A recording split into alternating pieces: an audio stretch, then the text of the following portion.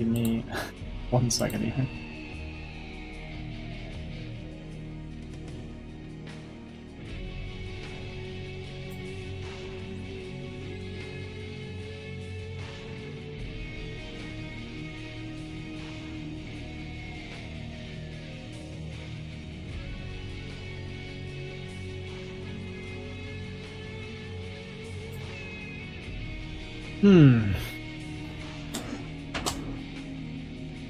Alright, sorry about this.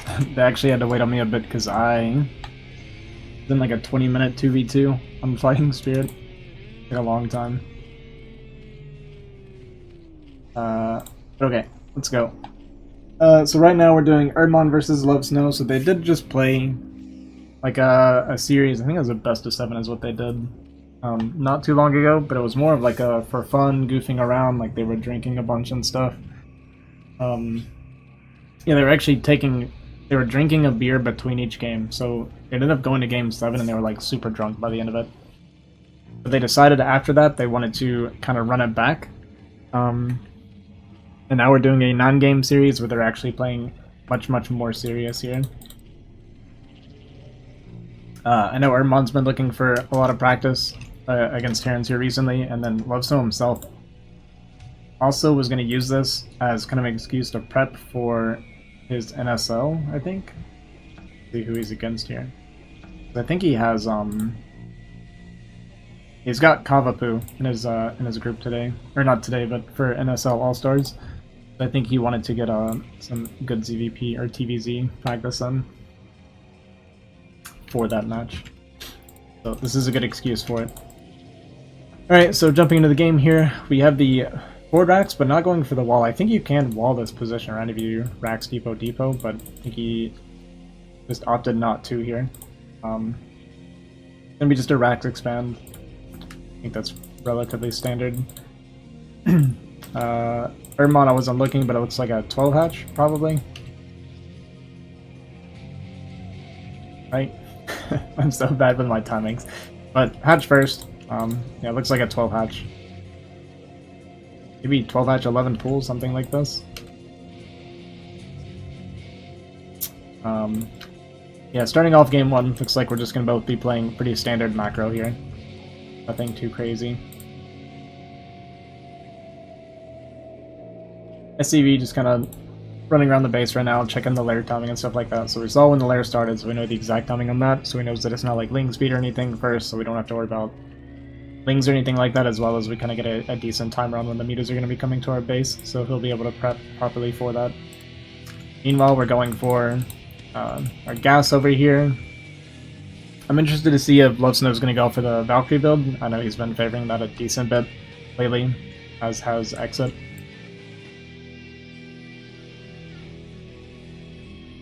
But I imagine when we get 200 or 100 gas here, we're going to see the factory come down. We might be going straight to Valkyrie here. I've been seeing that a lot lately. Yeah, so there's the factory. Found it. What's up, Semi? What did you find? My stream? Finally? Your first time talking in here. Actually, you only like just created a Twitch account. June 27th. Are you new to Twitch? Alright, Spire coming down for Herbmon here. Oh, we see the timing on the second gas as well. Third base coming down. Again, nothing looking too crazy. Tried to lift and go for the Overlord. Looks like we just barely missed it. 8 HP, so only like 1 or 2 hits there away. Tough luck. We're floating 400 in the meantime. I feel like we could go ahead and throw down the Academy, no? Or do we need these resources for something?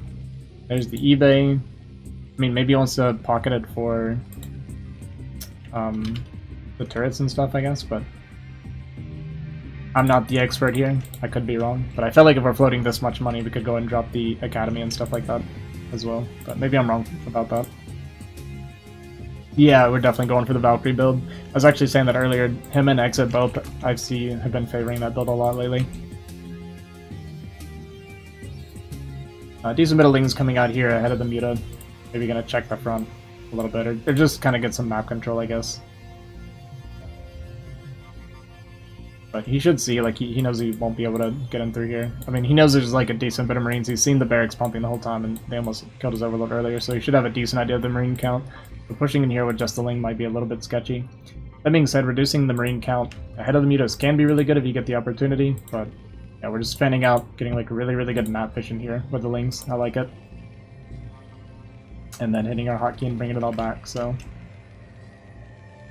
I don't know. I guess just making sure there's nothing weird on the map. Maybe no proxy Stargate or something like that. But I don't feel like Starport proxy is very popular in this matchup, right? I don't think I've ever seen it. At least not this late. Things come in, checking the front here. He see the Marines. He sees the turrets coming down. Pretty good timing. Like I said, we saw when the lair started, so he would know when the mutas were coming here. So good timing on the turrets. Academy just about to finish up. We got our Valkyries building now. Everything pretty standard going into a normal game here. Excuse me. Yeah, everything looking pretty solid so far. Third gas starting here, starting the mining for Herbmon. And now's the part of the game that is just kind of the staple of this matchup. The muta's looking for damage on the Terran as the Terran tries to like turtle up with their turrets and stuff. So we're gonna go back and forth here, get a decent number of shots. And this map actually is pretty decent, I feel like, against muta because you don't have like this high ground here or anything like that covering, protecting for the muta. So like a decent bit of oh, my light's flickering. Hopefully my power doesn't go out. It is storming right now, actually. Anyways, as I was saying, without the uphill and stuff here, the you can kind of see the mutas moving a lot easier without having to lift any buildings and float them around here. But with two Valkyries out with these turrets, we're actually like in really good shape. And one nice thing about going Valkyrie is that it does mean we don't have to build a ton of turrets like you normally would. Like normally you'd see like 4 turrets in a mineral line like this, I feel like, and like 2, 3, 4 sometimes around the barracks. But because we're going Valkyrie, we can minimize the turrets. Yeah, just kind of keep them here in the middle to cover. I mean, 3 Valkyrie is very strong, and we're going to go for the push here with the 3 Valkyrie, it looks like. You do have to worry about the muta counters in this situation. That being said, too, once you're pushing on the map, it does make it also harder for the muta to harass because they're worried about you getting across the map. Well, muta's actually flying, move commanding through all the Valkyrie, taking a ton of damage here. Losing a few muta and going very, very low on HP, so we no longer can fight this. We're going to have to fall back onto Sunkens. And we only have 1 Sunken per base right now. So really, really good start for Lovesnow here. Kind of a bad move command from Herbmon. Not quite paying attention, I guess. And with that, it feels like we might just die here. We have 1 Sunken and a bunch of bruised muta against 3 Valkyrie. Did the Valkyrie... Oh, we scourged the Valkyrie. Sorry, I looked away. So we're only down to 1 Valkyrie. But even that is still pretty scary. Like, this bio alone is enough right now to break this. Is it? Maybe not, actually. We're still up to 11 muta, so actually not too bad. Diving on top of the Valkyrie and killing the last Valkyrie here. So maybe with that, actually, I am wrong. There's a lot more muta here than I realized. He just pumped a bunch of muta behind that. I mean, we're on 3 gas income, so he was able to produce a lot of mutas here. Good micro here from Herbmon, picking off some medics, a bunch of Marines on the outside. Yeah, it is +1 attack as well.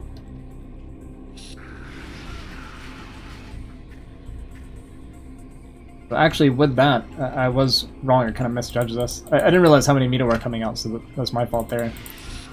Scourge getting on another Valkyrie, this time before it even gets any shots off. I think it did 1 volley. So the mutas are going to be able to clean this up now. Push it back as Marines just kind of single file into the muta. Siege tank shows up, and it's just completely alone and going to get picked off. So what was initially a really, really good start for Lovesnow, maybe overextending just a little bit. Maybe macro slipping a little bit. We're floating up to 800 minerals right now. Yeah, initially a really good push. I think the upgrades and just the amount of muta that Herbmon was able to get out kind of surprised Lovesnow a little bit here. So suddenly Herbmon's actually looking in a pretty decent position. It's going to be a while before Lovesnow's able to push out again now. We'll need to get like a few rounds of units, and by then we should be getting close to Lurker Tech. We actually have Hive Tech finished already as well. Herbmon banking up to 1200 gas, which is kind of the key resource for Zerg. Especially once you're getting the hive tech for Lurker, Defiler, Ultras, all that good stuff against Terran.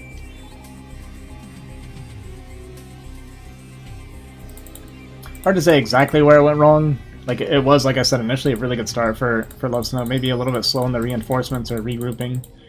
I know sometimes with Terran, one thing is like you like to push out because it means the mutas have to be on their side of the map and they're not harassing you anymore, keeping you inside your base.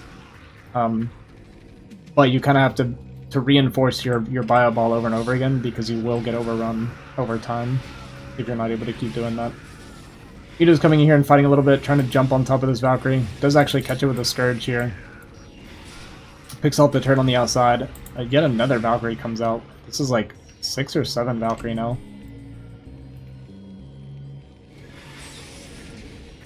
Which isn't necessarily a bad thing because we're also still making Muta for Herbmon. The downside being that we've lost way too many Valkyrie. The thing is like Valkyries stack up really, really well. They outscale the Muta if they're able to build up to a decent number. So if we had like 8 or 9 right now, it would be absolutely insane. We could easily kill off this area, go Overlord hunting, things like that. But part of the problem, because we're making so many of these as they're getting killed over and over again, that means we don't have science vessels. We're spending a lot of our gas and our minerals on making Valkyrie instead of getting our science facility, which is only just now starting. So our science facility is starting when Defiler Mount is already done. It's a pretty tough position for Terran. Supply looks decent for Terran, but the tech is our biggest issue right now. Definitely was looking for a lot of damage with the early push that we went for. Yeah, we have Lurkers out. Defiler should be coming out soon, I imagine. I do know with Herbmon, he tends to get his Defiler mount at a really good timing, and then we don't see much Defiler for a while. We definitely have the gas and the resources for it in general.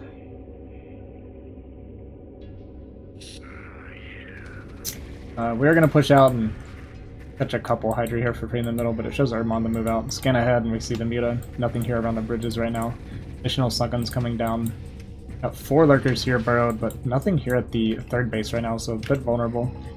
4 siege tanks coming up as well, so Lovesnow going for this very like aggressive push style and skipping science vessels for a very, very long time.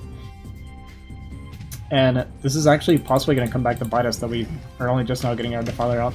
But if we get Swarm here with the Lurkers, which it looks like we should be able to get this position here. A really, really good Swarm placement on top of the tanks here. Lurkers go down, and we're getting all 4 tanks with every single volley here. So just immediately cleaning up 2 tanks, 3 tanks. Not quite getting the third, there it goes. But we do lose this position. Yeah, not having any Lurkers here to buy time or stop the bio ball from stimming in is a bit rough. But we are at least going to push this back. He is going to lose the hatchery, so it definitely hurts a bit here. And this can come down to this position as well, making things a bit of a pain for Herbmon to clean up. Lovesnow doing a good job of scanning ahead to make sure areas are safe to kind of run down into. So once again, we scan ahead, we see that there's no Lurkers here. Gonna stim and jump on top of these 2 Sunguns. Herbmon should be able to save this position. We did lose 1 Lurker here, but with the Lings and the Sunken here, it's totally fine. Yeah, cleaning this up was a bit painful. Like I said, we lost our third base in the meantime.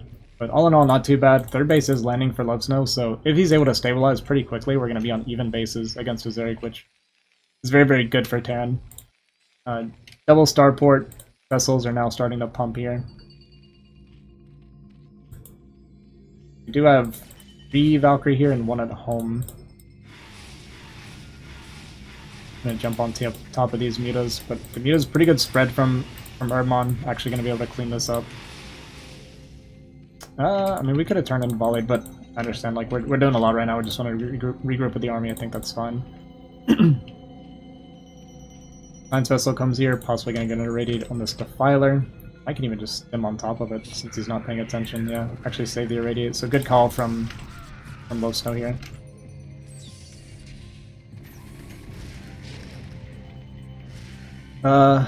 Yeah, we don't really have a lot of army here on the ground for Herbmon. Trying to burrow and get on top of these tanks, getting stuck a little bit in our SimCity, so kind of a nuisance. Lovesnow gonna pivot here to the third and kill this hatchery yet again. And Lovesnow actually looking really, really good right now. We're on 3 base with a pretty good bank. Herbmon having a hard time cleaning up this aggression. I feel like typically I'd like to see Zerg kind of defend just this bridge area and stop Terran from coming across in general, because once Terran comes across, it gives them 2 points of attack. Technically 3. We have... Once we're across this bridge, we can hit here, here, and we can also fall back and hit here. If you're defending this bridge, and then just up here, it seems much, much easier. But once you concede this position to Terran, it does give them a lot more options. And the ability to pivot, like we saw, into the 3rd base here. And also gives an additional option for attacking from the top side on this base. We actually had 2 irradiates on the 2 different defiler here, so really, really good. Ultra's coming out now. They do have the armor upgrade. So they'll trade okay, but yeah, need more than just a couple Ultras, especially with the tanks. Tanks do pretty well against Ultra, surprisingly so.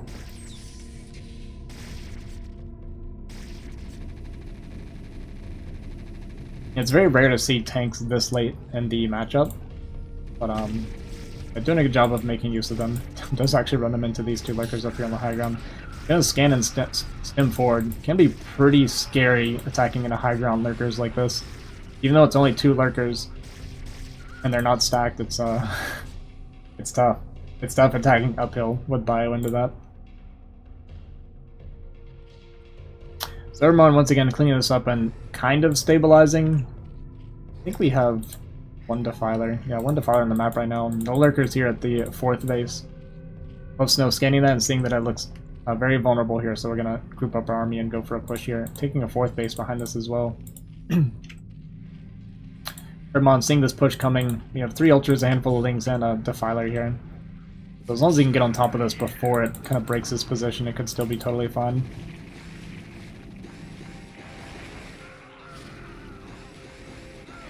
Almost enough for a 2nd swarm here. He's paying attention. It's irradiated. Doesn't realize he has enough for a 2nd storm here. So Herbmon, looks like we're going to lose this base as well. So Lovesnow doing a really, really good job of just being non-stop aggressive here. Going to clean up these ultras, take out this base, and I feel like with that, Herb's kind of bleeding out now. We're on 2 base as Lovesnow's going up to a 4th base here.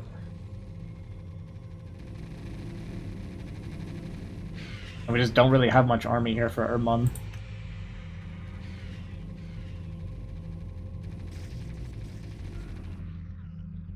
We're going to clean this base up, pivot over here to the bridge again. And even if we're not taking good trades at this point, Lovesnow's economy is just way, way ahead of Herb's. Up to 2-2 upgrades here as well. Got the 2nd armor upgrade finished for Zerg. Really big plague on the vessels here, which could be good if we manage to get Muta out or something like that to clean it up, but I feel like we're just so far behind at this point, this probably isn't going to be enough.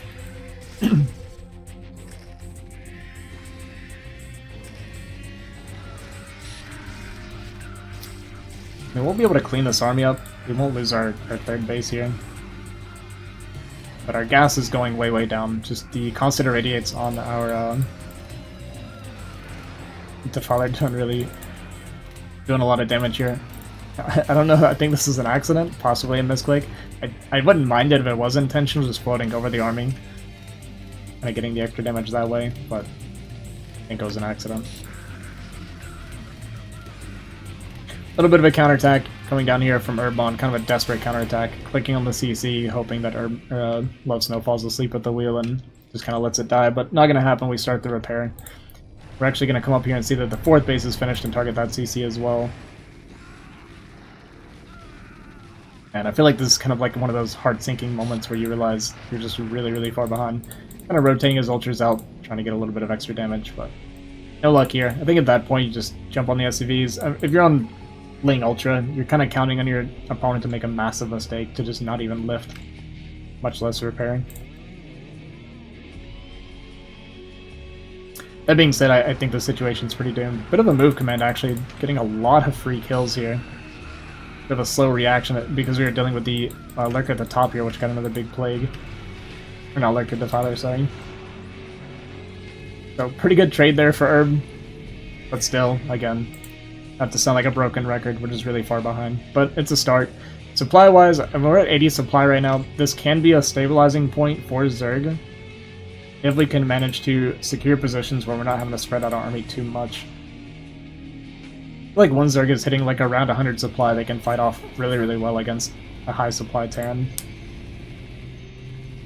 But we have no lurkers on the field, no Defiler over here for this position, so this is just going to die again. It's a lot of bio here as well. The Irradiate's just getting tons of damage. Like I said, it's nice that we got these big plagues on the vessels, and we're just going to plague them again, but I'd like to see just 1 or 2 Mutamate to try and snipe these off after they're this weak.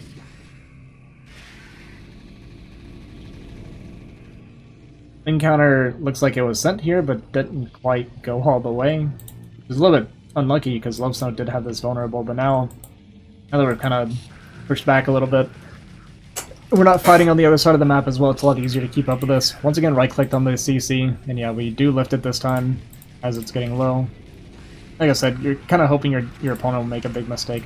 I feel like killing the SCV is just a better call here. Like, kill these SCVs, this was open, maybe run down here and kill this as well. At least some of it. That being said, I also understand Herbmon's thought process. He's in a really tough position, so sometimes you've got to make riskier calls like that. Hoping to get a little bit lucky or cutting some corners, that kind of thing, to try and catch back up. Surge coming out for the BCs as well as some of those weakened vessels. Encounter running across here to the 3rd base, which is exposed. Lovesnow though, seeing it and stemming ahead. Decent response time here, so we're not going to take too many losses, maybe just a couple SCVs at most. Meanwhile, big fight happening here. Just 2 Ultras against the world here, and putting up a really good fight. Yeah, not much damage here. And DC's coming out being a total pain as well. We do have Spores here, along with, like, it looks like some Scourge may have also hit it as well, so pretty low on HP here. Almost goes down. But we've been getting a lot of good value out of the Science Vessels. This one with 9 kills right now. Good job by Lovesnow also doing multi-prong while pushing across, denying the 4th base yet again. We do have this kind of like semi-hidden base from Herb up here in the top right.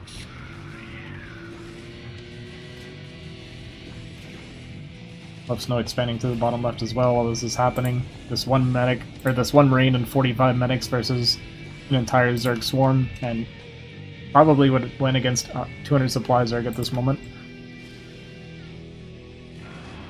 If we get the full surround and no micro, it can be done.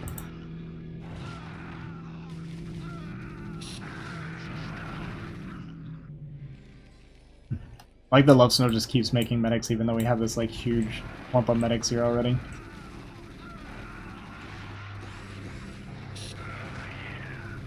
Ultra's jumping on top of the bio here.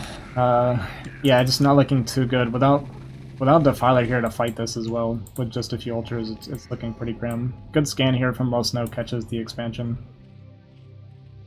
Like we're gonna possibly move up towards that. Even just send like a few BCs maybe. That being said, it is actually, like, there's no Sunkens or, yeah, so no Sunkens, no Lurkers as you saw with the scan, so we just send a few Marines up there, much better than what I was saying.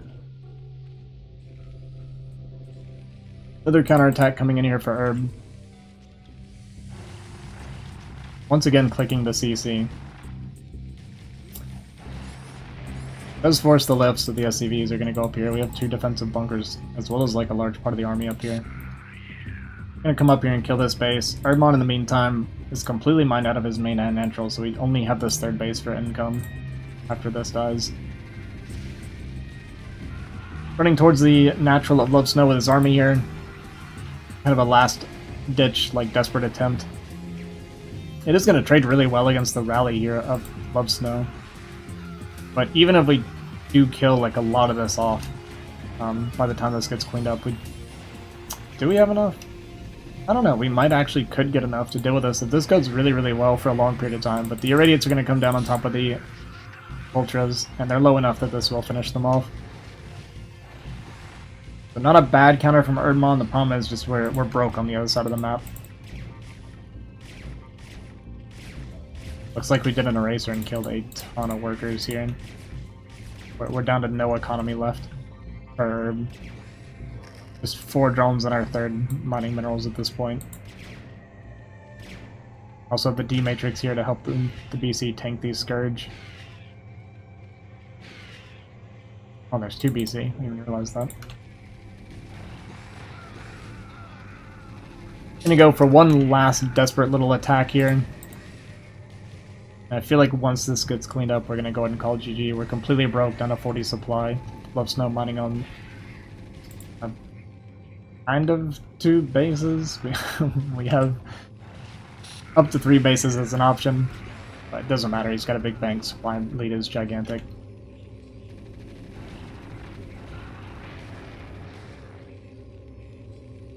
We're just waiting for the GG.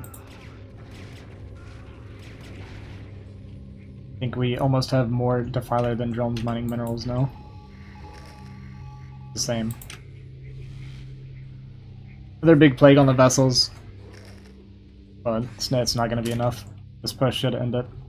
The what is this, like 5 Marines, 20 medics, 3 BC, whole bunch of vessels. Even gonna Yamato the Defiler, I like it. And GG is called. This map sucks. Same difference. So Lovesnow takes the 1-0 lead for game 1.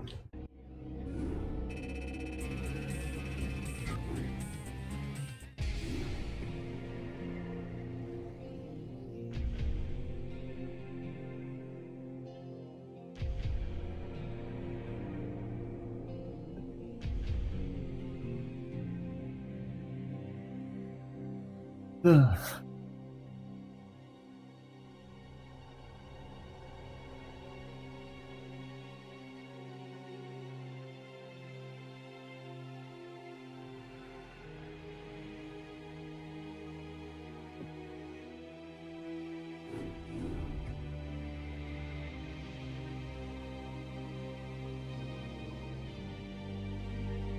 Looks like game 2 is going to be on Heartbreak Ridge. They're going through all the NSL maps today.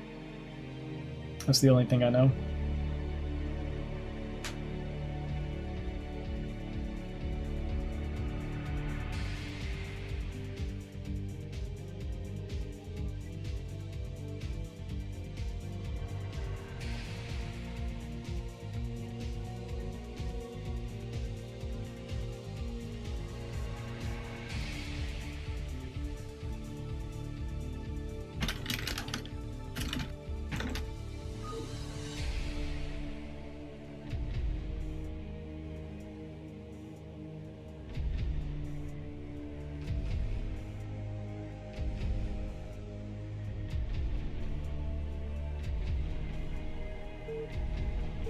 Alright, ladies and gentlemen, we're going to jump into game 2 on Heartbreak Ridge. Pretty sure I hate this map personally.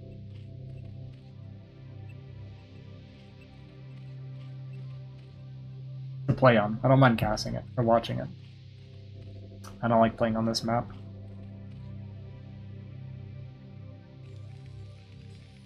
One thing, because I'm a Protoss player, one of my experiences was I had a bunch of gateways here, and just tanks here just shelling.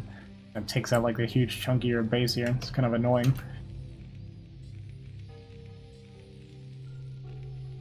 I feel like long games on this map's pretty hard for Toss. For Terran, I feel like getting a 4th base for Terran maybe isn't too bad, right? Because you're like covering this position, Protoss complaining about 2-player maps, imagine that. I'm not complaining about it, I'm just saying I don't like it. It is funny though how much I don't like 2-player maps, huh? It's so like, it's because I'm too honorable, you know? That's the problem. We'll see. For ZVT, I think perfect Terran fit. I think exactly. I think ZVT, I feel like it's maybe a little bit tough for Terran. Like this position, if you just get up here and you don't have vision up here, this position's like a total pain.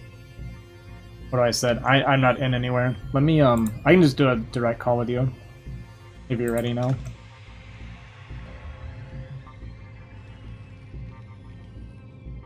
Alright, Wolfix is gonna jump in here and cast with me. The Polish Terran Phenom. Hello. Hello.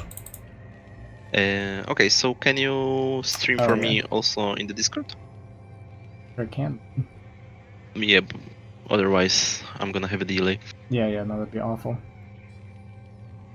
Hi, Okay. guys. Hello, viewers. We haven't heard Wolfix's voice in like 2 or 3 years now.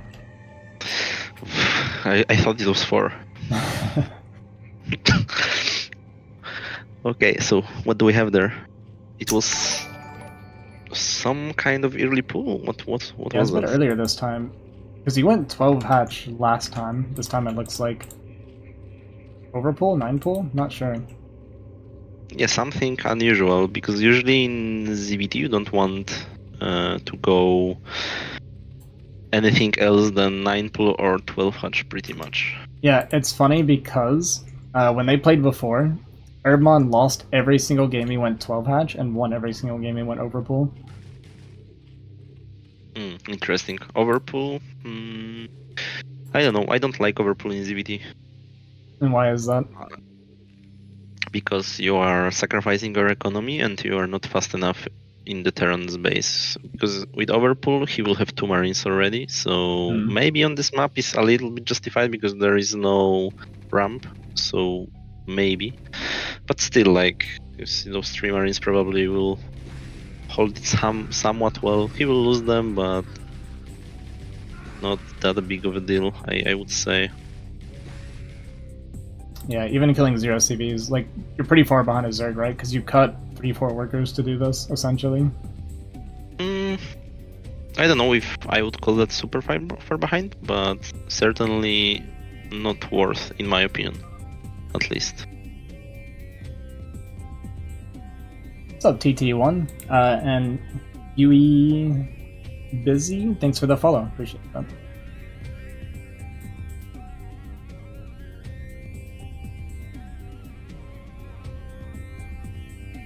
So, but you would definitely say this favors Lovesnow for sure, right? Yeah, in my opinion, I would like to be in this position as a Terran right now because you didn't really lose anything. What is the lair situation? I don't think it's coming up, right? Yeah, so it's like gas right now. It's 340 and there is no lair. So yeah, I guess there is third hatchery already on the spot, so that's something. Going for Zerg.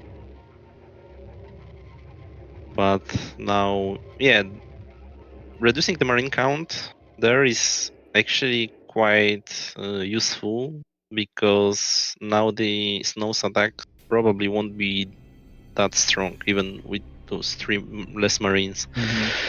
So in case he goes up before the mutas, Zerg will have to place fewer Sunkens on the nut and the third base. Yeah, so I guess killing 3 marines does allow Herbmon to take this really quick third comfortably, at least.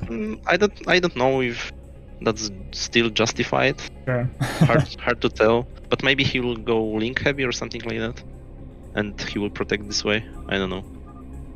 Yeah, I wasn't watching the gas, but I don't think we've started link speed either. I think this is just how much gas we have right now.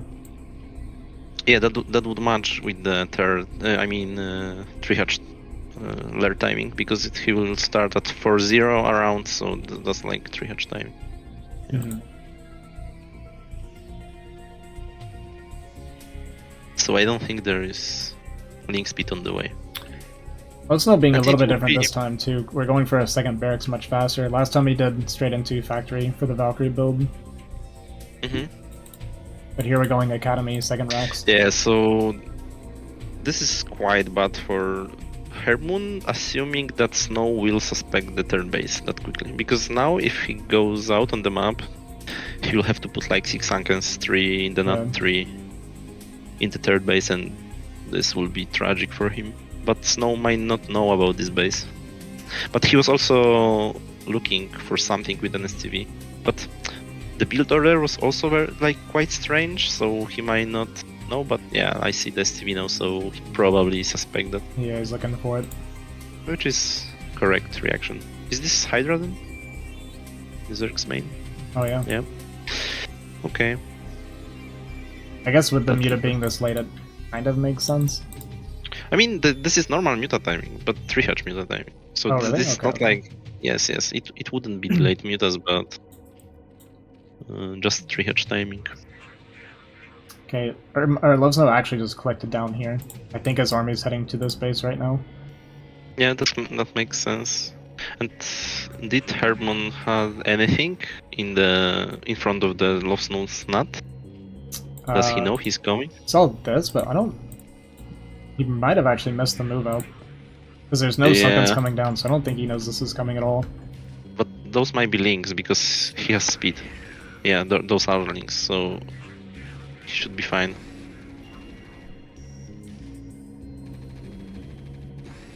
Okay, second medic was huge there to join the party because he could catch that with links. Now this army is pretty strong. With one medics, it's pretty rubbish, but now you want to get this with links. Firebat coming in for the solo fight here. The Lings on move command and getting stuck on each other. Taking a ton of damage from this Firebat. I think we're actually just dead here. GG. Yeah. Yeah, that's GG. He missed the move out, so...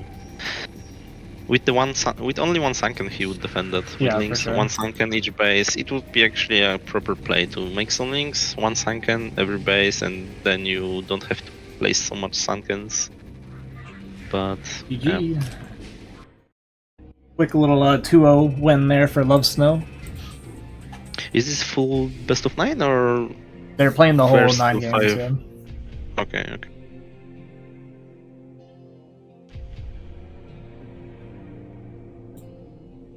They're jumping straight into it. We don't want to talk right now. We just want to go straight to the game.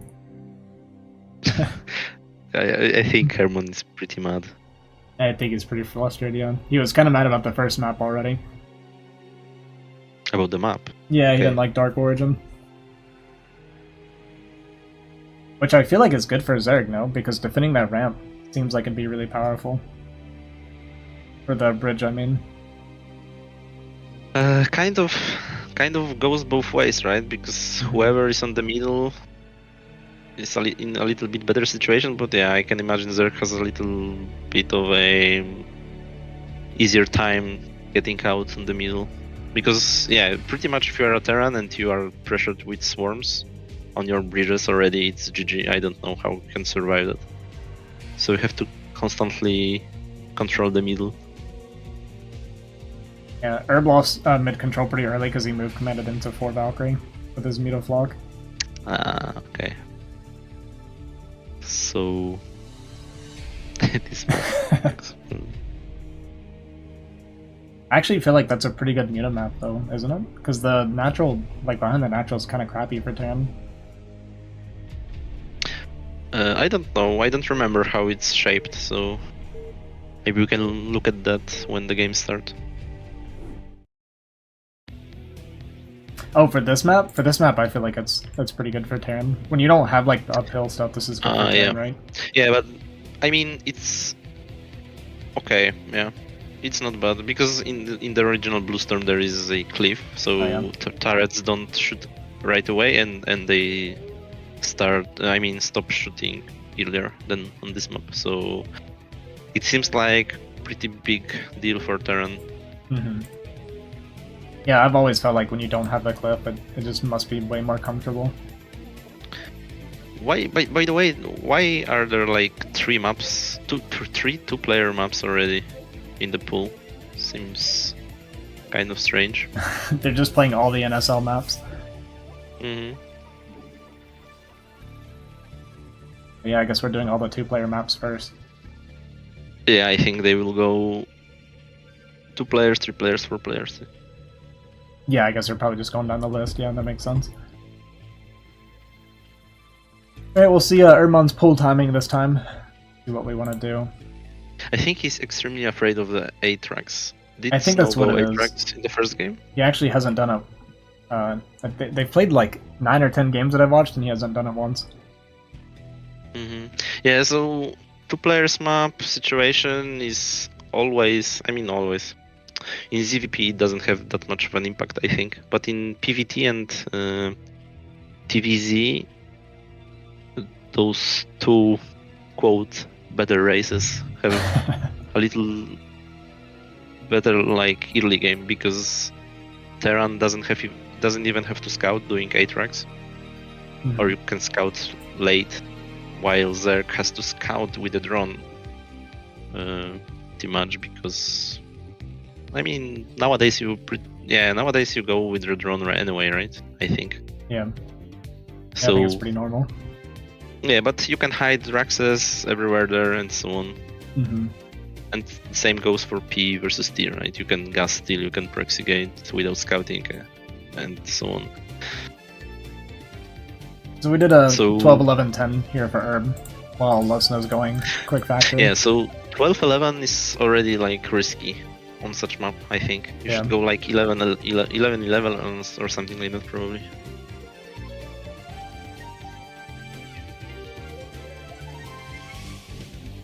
We're gonna get a factory built from Lovesnow here. I assume we're going straight to Vulture. Vultures can fit through here, right? I imagine so. I don't remember. I didn't play even a single game on this map. Gotcha. Yeah. I think Vultures can, but I know tanks cannot. That would be strange, really? Is that the case? Yeah, maybe I don't know. Now you got me questioning it. I mean, maybe I'm wrong. Usually if Vulture can fit in, tank also can fit in. But maybe they did it in such a way that... Well, I know Dragoons cannot, right? I know Dragoons cannot go through. And Vultures can? So that would be also strange. Because usually also, if Vulture can, the Dragon can. Okay. Maybe Vultures can't. I guess we'll see. I kind of assumed they could, because if he's going Vulture here, I assumed you wouldn't want to go the long way around. You think Snow knows it's himself? I don't know. I guess we're about to find out. Yeah. Okay, so, this is 1-1-1 probably, right? It seems like 1-1-1. Only small units can fit. Okay. Gotcha. Okay, the second building now is very important. Will it be like Armory or Starport? We're floating 250, 150 right now. Nothing's coming down yet. Okay, something went down. What was that? Starport. Port. Okay. Yeah, he did actually. It looks like he tried to send his Vulture through. This is very late port. He won't be able to scout with a Wraith until he has to make a decision to make turrets, I think. Yeah, Snow might not have known, because it looked like the Vulture did initially try to go through here. Now we're going all the way around. The Sunken's going to be up way before then. Spire's coming down. I don't like 1-1-1 on this map, because you cannot control the links going out of the... because there are two entrances for the links, right? Through the middle and through the normal, like, ramp. And also you cannot control the drone going to take a third, so I don't like 1-1-1 at all on this map. Okay, that's pretty good value for Snow, I guess. Yeah, really good. But yeah, he's floating a lot of money. What's the rate situation? It's only going up right now. Science facility. Really fast, right? Versus Tuhach. You don't do that versus Tuhach. He won't be able to survive this. What would you normally go then? Would you go armory or just go straight into more turrets and then like academy or something? You can go Valkyrie or you can go Cloak Wraiths versus Tuhach into Vessels, but you don't place your science facility that fast then, because it doesn't make sense. You have to make 3 Wraiths at least with Cloak against that. But his port is so late that, look, he won't be able to make a decision about the turrets, and he didn't rally his... Okay, he moved it? Yeah, I think because Snow doesn't play 1-1-1, as far as I know. He wanted to learn it. I think he was looking for this and missed it. The Overlord here. Yeah. So the mutas are on the way. Yeah, we're not set up for muta right now. Yeah, as you can see, no turrets, and... Okay, he is making one at least. Yeah, but the problem there is like... If you don't have Valkyrie or Cloak Wraiths, mutas can always find something to shoot. Because I mean, there's a lot of space here too. Like we have Yeah, no exactly. money, and like all of this is open. You would need like 10 turrets now to protect everything. And also now with the mutas you can see there is no bunker, then you can make speed links and you win right there. That's why when mutas arrives you should usually have bunker to protect from such play. Yeah. But now everything is in Herbmon's hands. Yeah, pretty rough for Snow here. Yeah, so he should peek at the nut. Look, there is no bunker, and then just flood links, and this is game over then. Yeah, we have 3 Marines right now, and no bunker. We're just gonna keep making... Is this a bunker? Okay, we're starting the bunker now. Yeah, but the placement of this bunker is like... It can be surrounded very easily by links, so... It's not giving much protection. But it's better than nothing, obviously.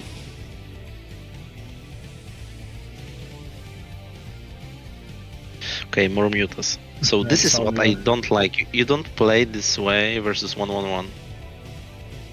Because 1-1-1 is designed to deal with the high-tech units, so mutas too. Okay, but many links are coming, so I think he will just all-in that. So maybe that's why he made it. Yeah, I feel like Lovesnow can't hold this. We have 7 Marines total. Yeah. Vessel is on... Do we have... Okay, we have energy, so maybe this is holdable. Yeah. Yeah, a lot of mutas died.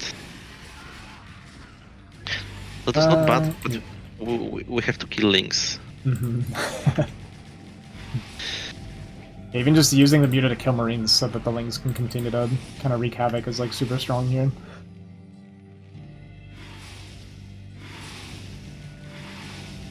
Behind this, Herbmon's got a 3rd base coming down, starting the Hydra Den.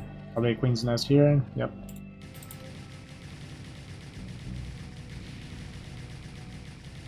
You can tell Lovesnow's not comfortable on this build.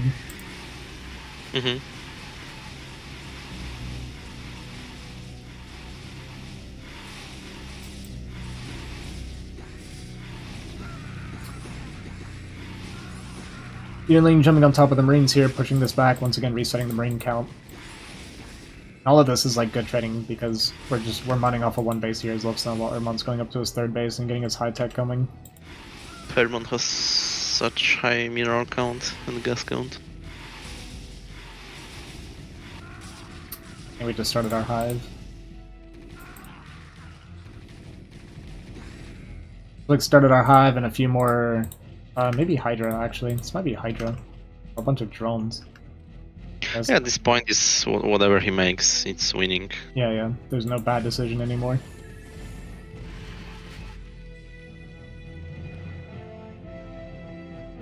Okay, I what's wonder what that? the plan is with this.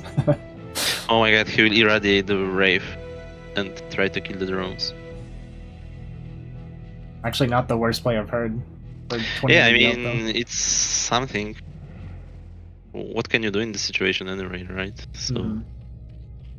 Everybody's droned like crazy behind us. We have no if you are able to, if you are able to, okay, but I don't know why he's doing something like that. But because now he will just right-click. Okay, you know what he did? He didn't realize he had move command after the Wraith. I think that's what it was. He just right-clicked on the Wraith and didn't notice. Oh my god. Yeah. so he was just scouting. We're just scouting with the Wraith and we sacked the vessel in the process. That's all it was. From brilliancy into the... what? I don't know. How can you call it? I don't even know. A blunder. Mess. Yeah. In one moment. I liked it too. I was like, oh, this is really smart. Yeah. I wanted Snow to be so brilliant right there. As if we don't know better. It would be so interesting, actually. Well, it's cool too, because like the Wraith is faster than a vessel, right? So the mobility on it's also a lot better. Yeah, and can attack. This 8 damage, in case of irradiate, may make a difference, right?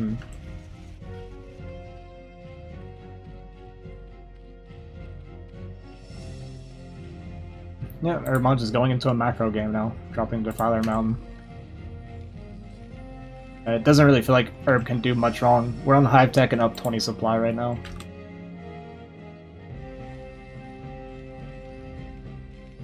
I don't really see a way that Lovesnow gets back into this game, to be honest with you. We have nothing going for us. We got 3 rack, 1 starport vessels right now. We're just going to go for a push, I guess. But there's no way. I mean, there's as many lurkers as Marines right now. Yeah. But this move out, I mean, what can you do? Yeah, as a Terran? Exactly.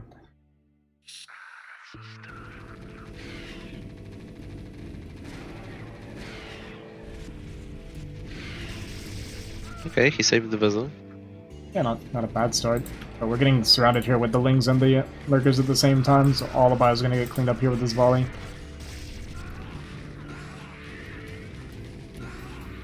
Third supply lead, right? Yeah, not good. Not great.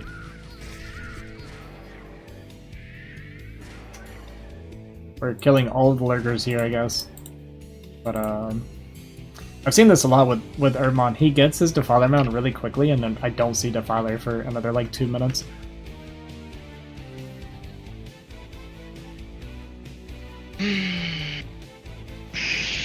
Ultra Risk then, probably?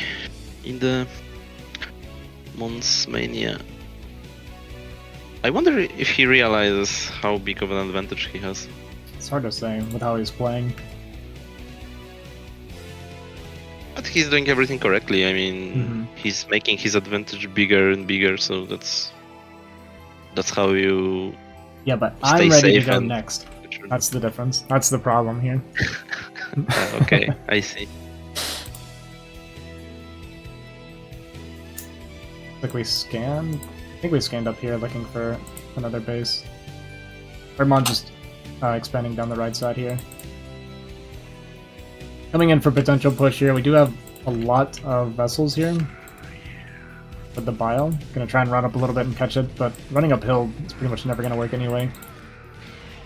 One vessel goes down, second vessel goes down. Lurkers do get burrowed here. So they'll get a little bit of damage, but they're gonna get cleaned up eventually by the irradiates. Do we have one more? Not quite. We're waiting for energy for the last one here. But yeah, we can just stim on top of this last one, save our irradiate. Not a great trade for Herbmon technically, but there's also kind of no such thing as a bad trade for Herb right now. Yeah, if he kills those vessels, it's over. I mean, it's over for a long time already, but this ensures this because like keeping high vessel count is the only thing that can save you as a Terran. Yeah, just getting the kind of the permanent value out of energy. But pretty unrealistic. You can do anything as a Terran in this position. We got on upgrades. 0-2. Actually decent upgrades right now for Lovesnow compared to Herb, just on the 1 armor right now. Considering the situation. Probably 3rd attack on the way right now.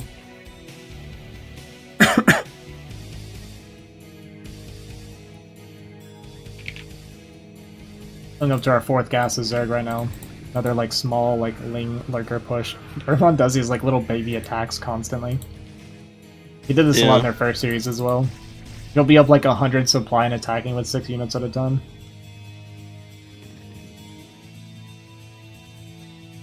The game will end probably when the ultras come out. Still haven't made a Defiler. Oh, Herb.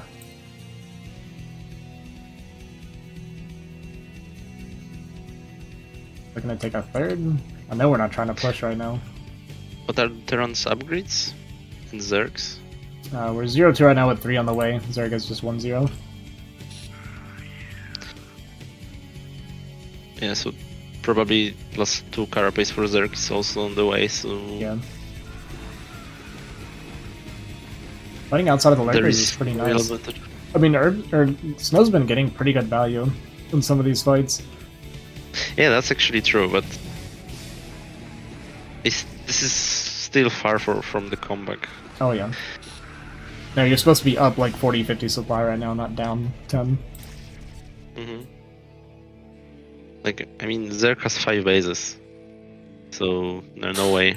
Yeah, starting our third on location, that's fine. Whatever risk we have to take. Herb just kind of taking his time, going up to base number 6 here. Making more Scourge, Ling, Lurker. We made a hive just for the fun of it, I guess.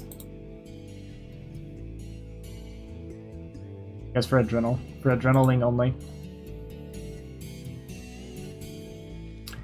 This actually is pretty bad for Terran here, getting this base cancelled with this backstab.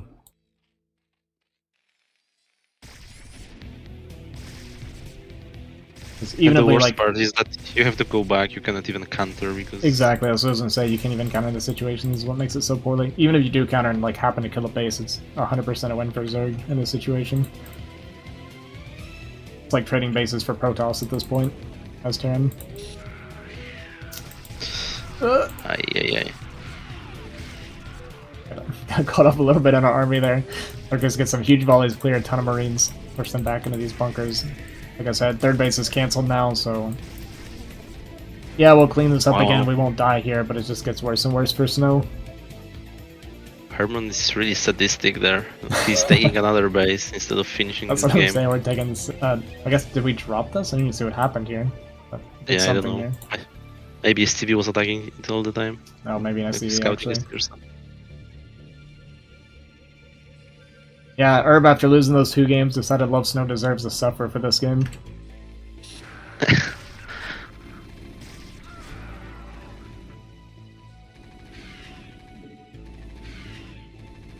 Upgrades 3 and 2 are done here. The father finally comes out and drops a swarm on top of the Marines here. It's interesting he even went the fire. Like, he had Ultra then. Yeah. Ultra Cavern, I mean, and he still made the fire. I would like to have seen Devour, personally. GG is called! The series is now GG. 2-1 in Lovesnow's favor. Herbmon getting that win back and savoring it for as long as he possibly could. Yeah, so basically Snow forgot about placing his support immediately after gathering 100 gas. Yeah, because we Then started that he- starport like over 200 gas. Yeah, then he didn't go to the mains, that's the Zerg's main, right away.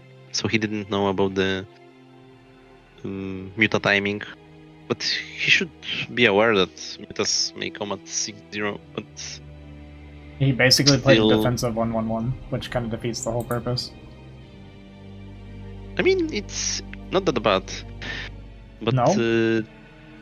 no, why? You don't have to play very offensive 1-on-1. I mean, can you really get offensive anyway? Like, you can get very offensive versus 3-hatch. Versus 2-hatch, you play pretty defensive. One offensive move you can do is like make speed for the vultures and run by. But that rarely works and is very risky. So what I prefer to do is I soft contain Zerg with vultures and try to not let drone go out on the map, which then forces Mutas to chase my vultures. So usually I can like only place 1 turret each mineral field just to stay safe, because he cannot go to my main anyway, because he has to chase the vultures to make 3rd expo. And So what would you say? So, because Lovesnow did kind of do that, right? He used the 2 vultures to deny it. So you're saying though, if you keep them on 2 base, you need to go up to 3 wraith with cloak. That's like the follow up. yeah, you can do that. You can also go Valkyrie. I prefer Valkyrie myself. I guess you can also go Vessel, like that. That is a play, but it's I think versus 2-hatch you may die. It kind of depends on how many mutas will they decide to make. Because then I feel like better Zergs are only making 5 mutas, 5 because then you 2-shot Vulture, so it's easier to chase them. And then Ling Flood. And yeah, and you don't need those mutas because there is really low chance of doing damage with them. Usually versus 1-1-1. So, like, good Zergs are doing such a thing that they go for 5 mutas, try to expo, and then maybe after the expo they can add some Scourges and mutas, kind of like versus Protoss versus Corsairs. Gotcha. And they go like 10 mutas and 6 Scourges or something like that. And this might be their attack, but it comes later. Because if you go like 6 mutas right away, you have to chase the Vultures anyway. Then the Terran has time to make more turrets, prepare better, and so on. Right. Tons. Simi and Gerbil J, thanks for the follows. Appreciate that, guys.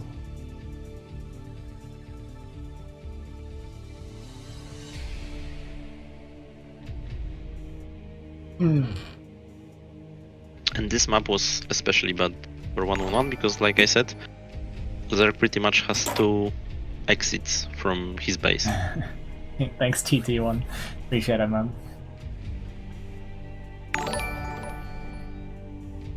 And the sub? Appreciate that, man. By the way, are you, I think we know who you're against in the finals here. I'll be casting it this weekend. But, I need you and Banana to, like, crush it, because the better you guys do, the better it makes my team look for losing.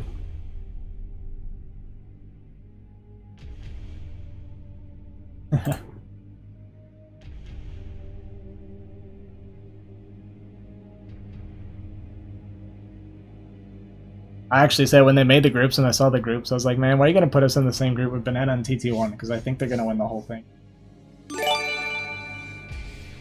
Yo, Petri, thanks for the raid.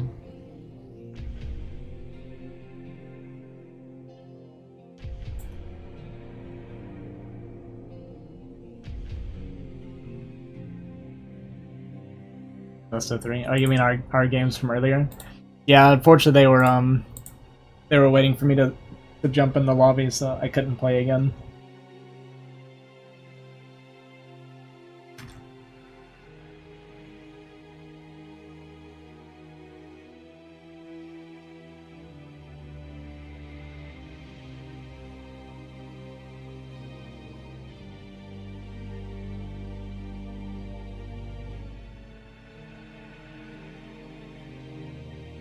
I don't know if I will be able to cast all the games.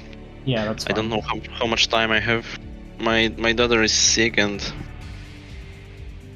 I might have to switch the rooms to be near her, so yeah. You said your daughter is sick? Yeah. That's kinda crappy. But yeah, it's all good. Just yeah, however long you feel like hanging out or however long you're able to. It helps me a lot. Sure. Yeah, for now we can keep going. Letting you talk so that I don't talk as much helps a ton. Because when I'm by myself, I talk nonstop. My voice completely, like, I just lose it after like an hour. Yeah.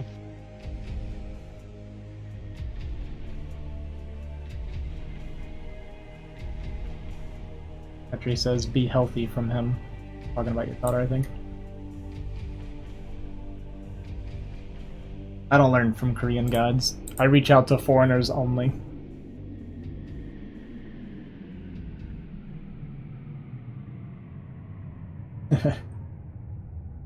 Which learn from the Korean gods. Yeah, that's what I was thinking.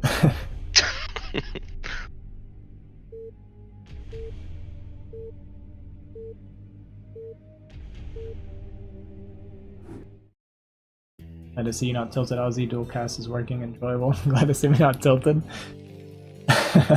Am I always tilted?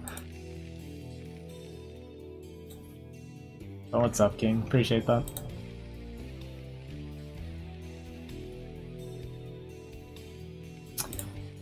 Oh god, what map is this? Rush Hour? Yes, this is Rush Hour. I've actually never played on this map. You mean the original version or this one? Oh no, I did play on this map, didn't I? I played against... Is this the map I played against Snow on? When I was playing Terran? I don't know. I don't even remember. I didn't see those matches, I think. Oh, it was pretty ugly. I was playing Terran, he was playing Toss, and it was like a 1500 MMR game. I see. Not really, but you're better if you just stay focused, enjoy the game, not the win. It's hard. It's hard to catch me in that kind of space, but yeah, it can happen. Okay, Snow is going 9 racks actually. I think he sent his CV.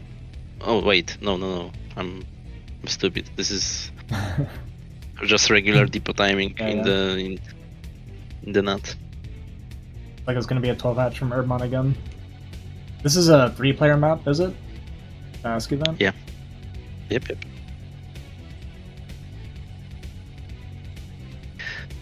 The original version of this map was actually pretty popular in the past, a long time ago.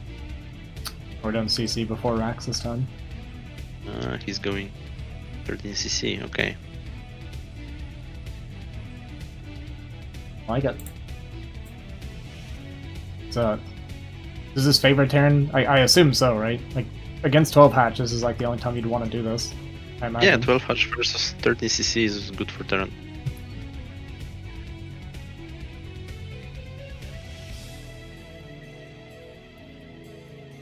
We're doing a late pull here as well. We're on 13 pull. Yeah, this is extremely late pull. Interesting. So pretty big eco starts from both players here.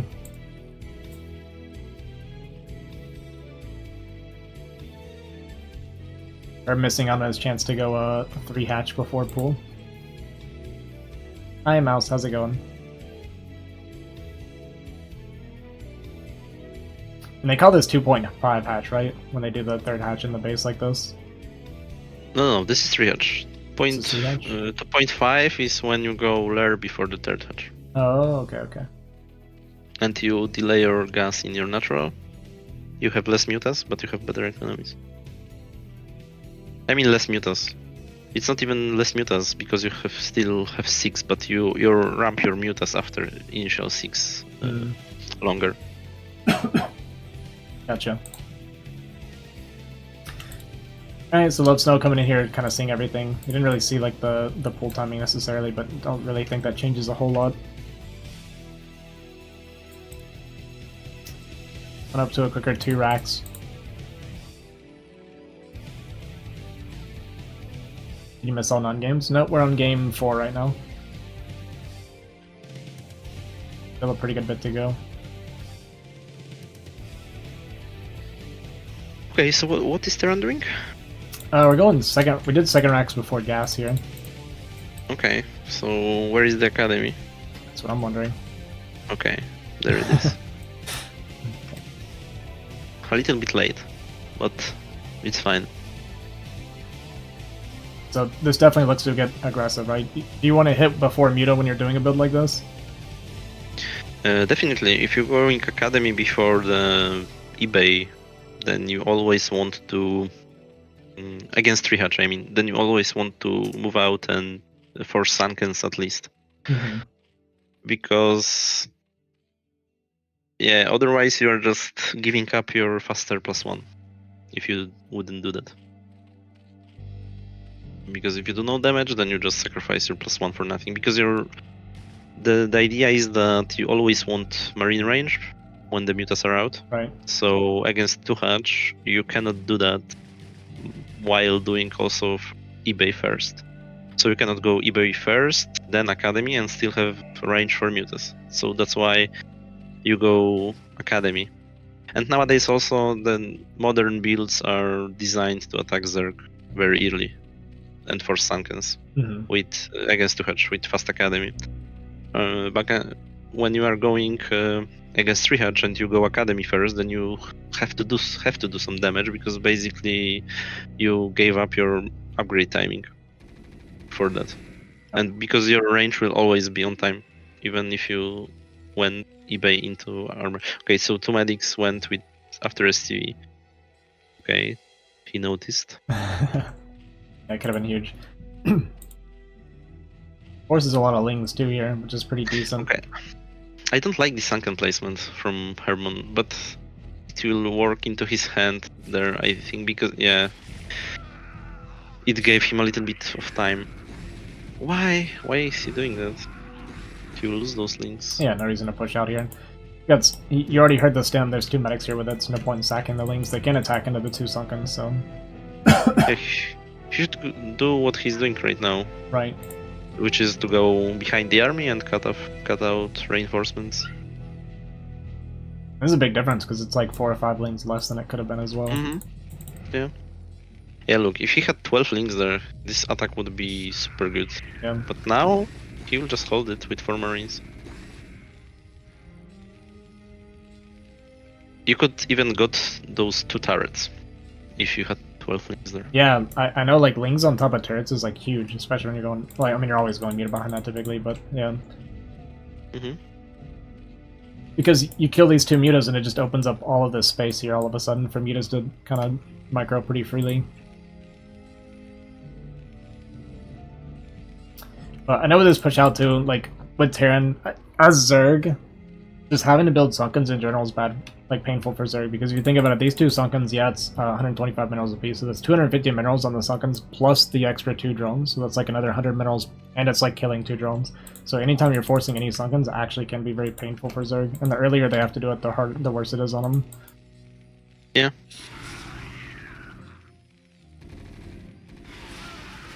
Like 2 sunkens is basically more than hatchery down. Yeah, exactly.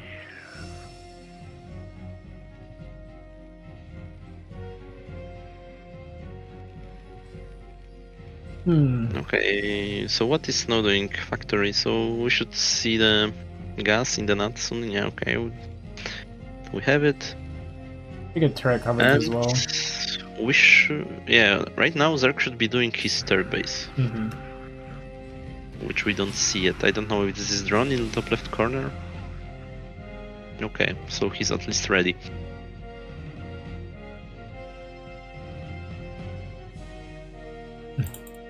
Quick hive off of 2 base here. Yeah, this map will be very tricky. The top expo location is super good for Zerg because, like, if Terran goes to this base, you can counter from the bottom. Yeah. So yeah, this map will be kind of... I don't know how to correctly play on it as a Terran. Yeah, the traveling to top left is so far away from everything going on down here. And when the filers are up, the bridges are super helpful for the Zerg. He can hold bridges forever. Yeah. So I kind of look at this map. I think I would lean towards the mech on this map because wherever you go as a mech, you have expansions. So it feels like mech is much better on this map than on some regular map. Oh, so I guess this is a scan here, so I think we saw... This could be... No, I'm not sure. But we do obviously seem to know that it's up here. Fortunately, the 2 lurkers, 3 lurkers here on the ramp is actually going to stop us from pushing up. Yeah, he's on time.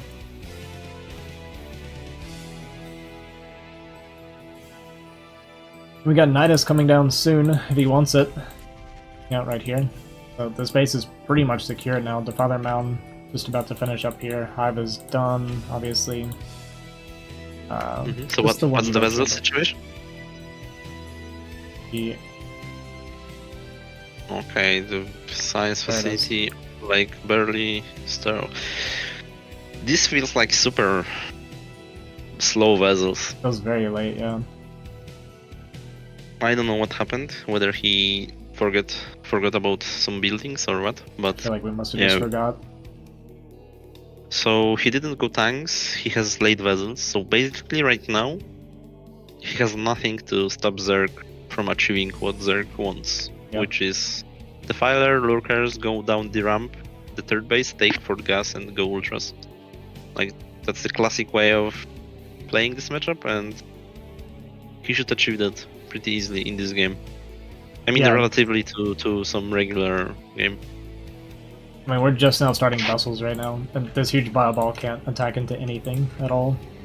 Yeah, at this point it feels like almost it would be better to get dropships and try to do some play, but because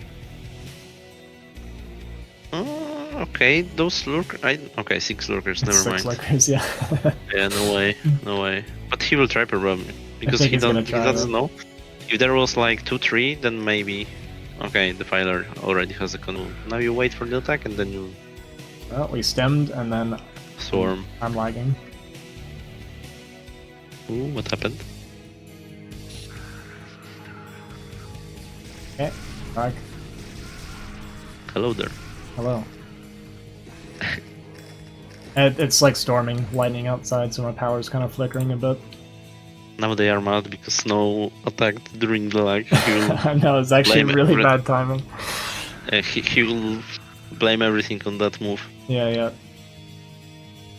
You wouldn't have got your swarm down in time.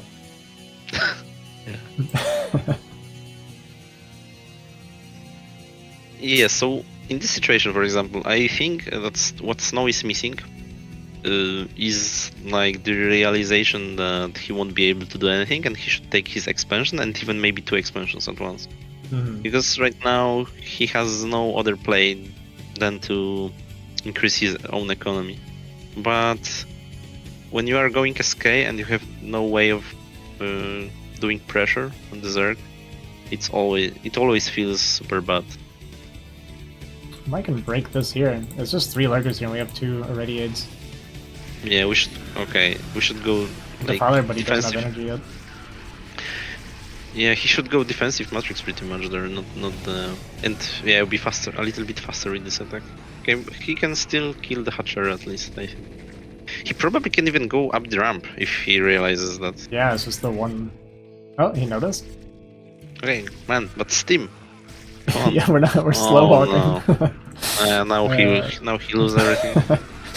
Aye. I was like almost proud of him, and then we were slow walking up the ramp. That turned into a bit of a disaster. I mean, we still got the hatchery still cancel at least, so it's not like the end of the world, but... Still an okay supply, we just take a mineral-only base here. I like what you said about double expanding in this situation, because you have this huge bio ball out on the middle of the map, so he can't really get attacked, but he also can't attack anywhere at the moment. Yeah, because the third gas is crucial. You won't win the late game TVZ like that, going SK without third gas, pretty much. I mean, you can win if you are super gosu at keeping your vessels alive and irradiating everything on time, but realistically you won't be able to do that, so you need some kind of like BCs or massive tank amount or something like that to play the late game. Yeah, I feel like when I watch like ASL, when I'm watching the really high level Terrans in TVZ, that's like the one big thing I notice is just the insane value that they get out of vessels without losing vessels. I'll see them flying around with like 10 vessels and none dying the entire time sometimes, and it's pretty insane to watch. Just permanently irradiating lurkers and defiler and whatever else. Yeah, SK is super hard because you really have to be on top with your aggression and your pressure the whole game. This is all it is about. There should be dropship flying around, more vessels, faster vessels, of course. Yeah, it feels like the big problem here was just how late our side tech was. I think Snow also should make like round of firebats at some point. I was thinking that. Because it is also very common that Zerg will have like only 2 lurkers and it will keep him alive. And with 6 fire rats you can kill them and win the game basically, because this 4th gas is what the fight is about. Yep. The whole mid to late game. Because 4th gas enables Zerg to go to large amount of ultra risks, and without it you can kind of manage a turn, but on 4 geysers it's super hard. Especially on map like that, where we know it will be very hard to hold every position. because Zerg will be able to go around, counter us when we want to go up, and so on. So, Plague? Snow added 2 bases. Is he getting any high-tech units right now? Okay, BCs. BC, yeah. Okay, BCs are good. Does Zerg have +1 carapace on Overlords? On Overlords? Yeah, on Overlords. Oh, what do you want that for? Because if he has, then you have to go +1 for the battlecruisers. Otherwise, you won't kill Scourgers in one hit, and this will be very painful. I didn't know. I didn't know the 1 armor stops him from getting 1 shot. Yeah, it's 25 exact. That's so pretty big. So as a Terran, you always want to check for that, and even if he doesn't have that, it's good to eventually make this +1 for BCs.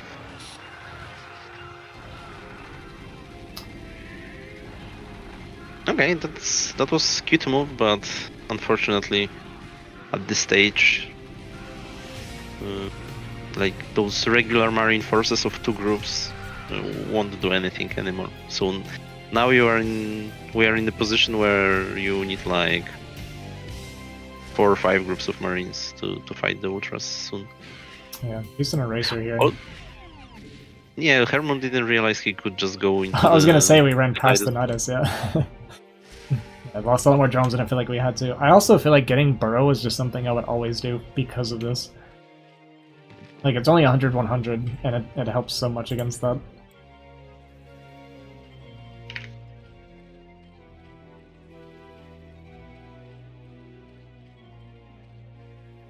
We are still droning, Kazu Herbmon. Look at his resources, and he's still droning. He should make his time. force first. Yeah, just make those 8 ultras, and then drone a little bit.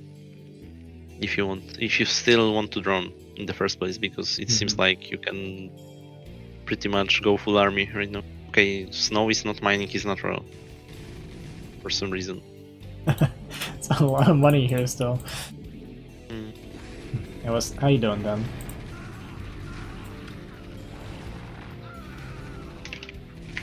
Herb supply is starting to look pretty good too.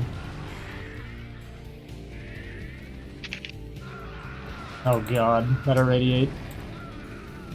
The irradiate plague on the Marines.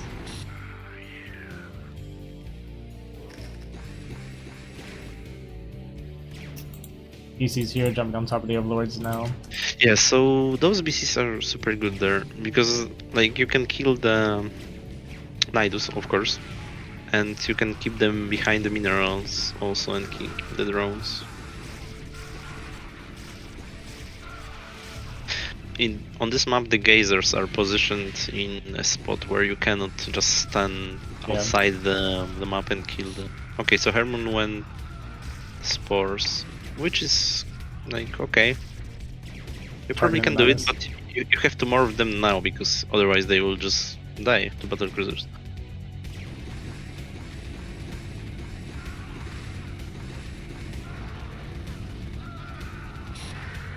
Like 3 different fights going on right now.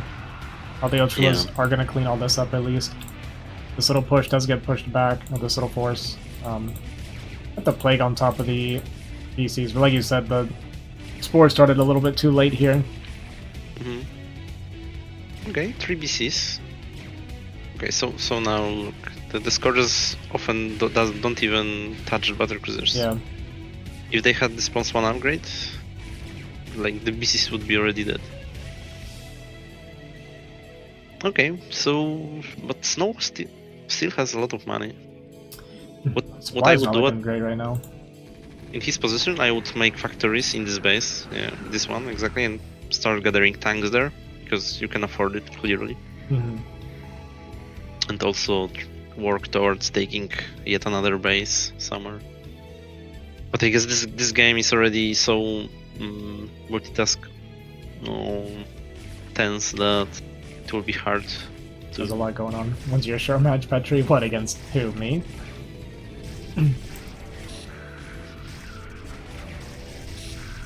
We don't have a swarm right here. But yeah, it's doing it like I forgot there's still 6 lurkers. We never moved these 6. Okay. Oh, they never moved, okay.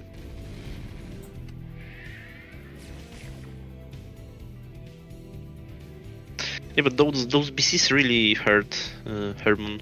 Like he started to focus on making those spores and so on. Look at his money, suddenly Yeah, he suddenly he's doesn't broke. have any.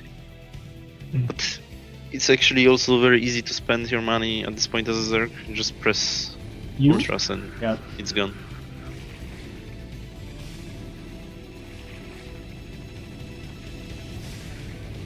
With me, it'll not be interesting. Yeah. Oh, Herbmon is taking 12. Yeah, that's a very good move. Yeah, so now Snow. Yeah, so this is exactly what happened, right? Snow went left and he got counterattacked. I actually don't have a swarm here now. The Wow, Defiler didn't. okay, It was so a few energies short. this will save. This was actually game changing, I think. Yeah, I think it's a Because pretty this- big moment. Yeah, this base could be dead right there. I know you're joking. It's funny though. Now we're bringing a 250 energy Defiler instead.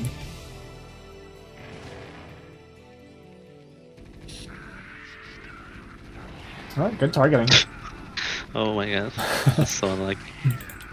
Get Yeah, up Snow he to was recognize able that to- and run ahead for that though, before he could get into Herbmon doesn't position. have +3 carapace yet. Why? Something very wrong happened there. He forgot or something? We get on every single ultra here. Really Yeah, good but- value out of his radiates this time. Yeah, This game. very big. And he noticed the base. That's crucial also. I think Herbmon is kind of falling apart. I don't know. He I is a think little he bit, forgot yeah. about his upgrade.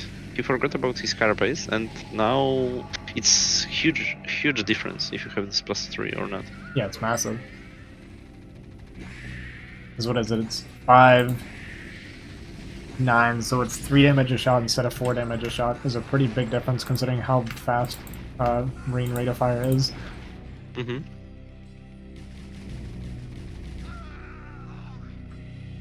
You beat Lovesnow 3-0.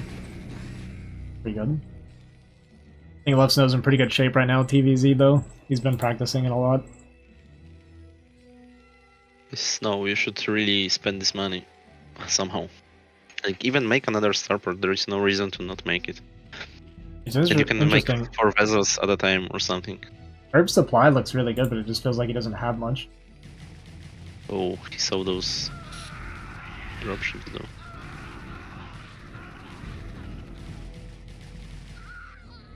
Gonna go into them. We have a fair amount of Scourge here, kind of waiting. Got full intel of the dropships right now. Yeah, this drop is so bad. And he sits there.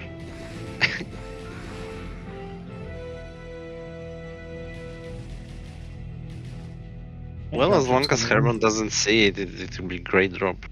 And we faked, return him back around. I think Herbmon hasn't noticed. Like the camera shows that he hasn't looked at it yet. Yeah. Which is strange because he saw it with Oh, the fire when he was I saw it casting the now. swarm. Yeah. Okay, firebuds there? No.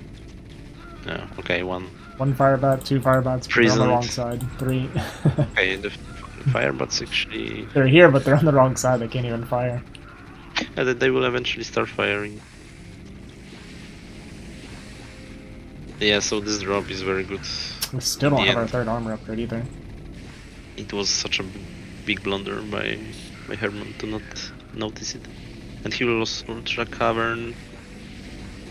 His gas, which is even more important. He doesn't have any gas right now.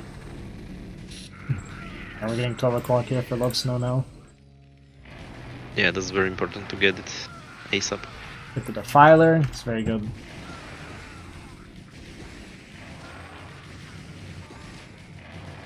So it's 2 versus 2 bases right now, right? Because Zerg, mine and Natural is depleted already. But Lovesnow very intelligently saved this mineral line for a rainy day, so now we're gonna Yeah. mine from it again. Big brain move. Right there. We actually don't have anything to prevent this right now. Yeah, the base is dead. But he should save the cities at least. Can we at least lift? Are we actually gonna let Oh it die like this? Man, Oh my can we god. leave?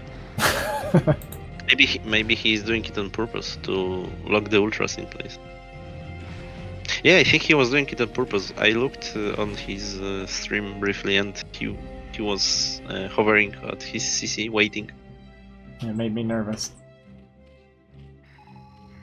Redrop here coming in, and Herbmon having nothing nearby again. So once again, we're going to be pulled off of mining here. Bit of a pain. And Herb, not really mining much at all right now. This is like our only income at this moment while this mineral line is pulled. Although I guess Lovesnow's not a whole lot better off right now either. Oh wait, the CC died. I think he re-landed it. Either he re-landed it or it burned. Well, I guess he re-landed it, but it looks like it either burned or died to the Ultra. That was still there.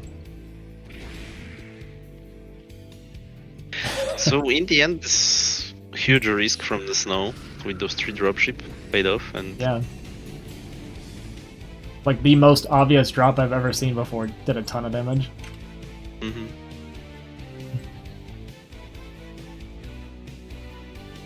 Okay, I wonder is I think Snow is not realizing he has this base below the natural. Oh, this one here? Yeah, because we're expanding way out here instead, yeah. This is the second time he has an CV there.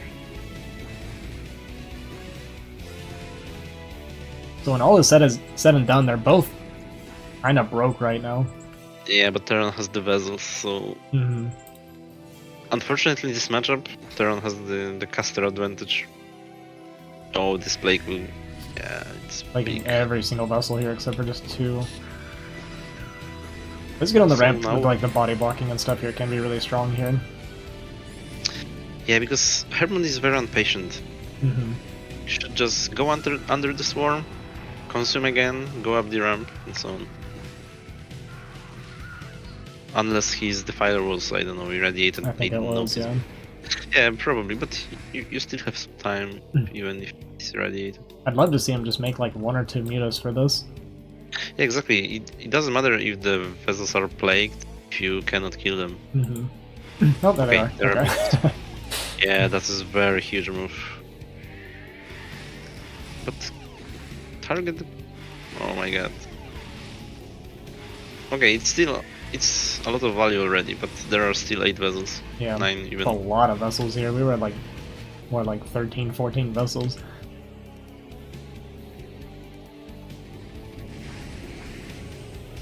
Something in the natural?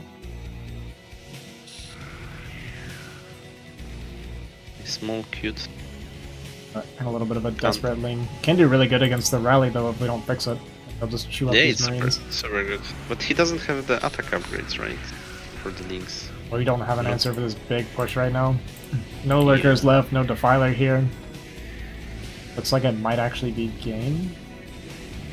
Yeah, I think so. There's nothing. There is no even a... Oh no, sorry, there is a Nidus. Would love to have used these 6 lurkers here. Is a Nidus, but it's not connected to anything. He's trying to use it, but he hasn't actually placed it anywhere.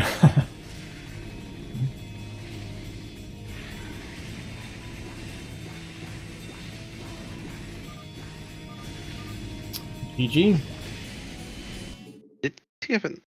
Yeah, I'm not sure if he had upgrades. +3. Oh yeah, at the end. Let me check actually. Forgot the +3. Or if he just forgot it the entire game.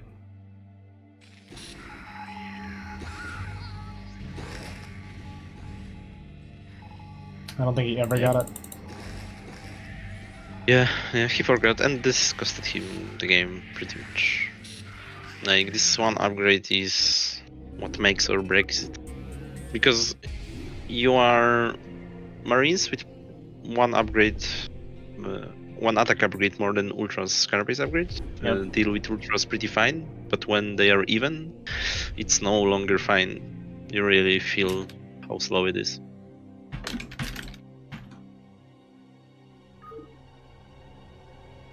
It's a big also because usually you irradiate ultras, right? So the longer they stay alive, the longer you damage yourself with irradiates.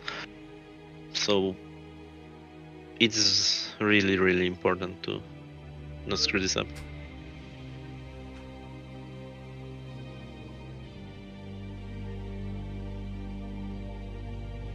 I know Zerg is gas hungry, but you sack one Ultralisk or something to go for a third armor instead, that's all. I mean, it's not like we had 1700 in gas and minerals at some point. Mm-hmm.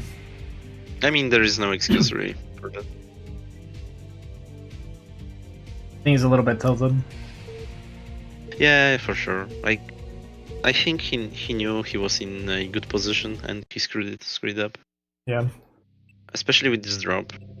Like, you should never like be so awareless about the drop 3 dropships going to your base.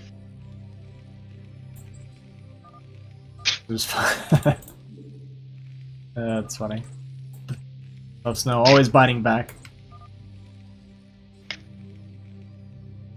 So yeah, it's 3-1 going into game 5 here on Tempest. I actually feel like this map. Oh no, I'm thinking of Retro. Retro is the one that has like very few expansions. I think Tempest is fun. Yeah, so this is another map where I like the tech. I mean mech for Terran. For the same reason, or? Yeah, the chokes are very tiny.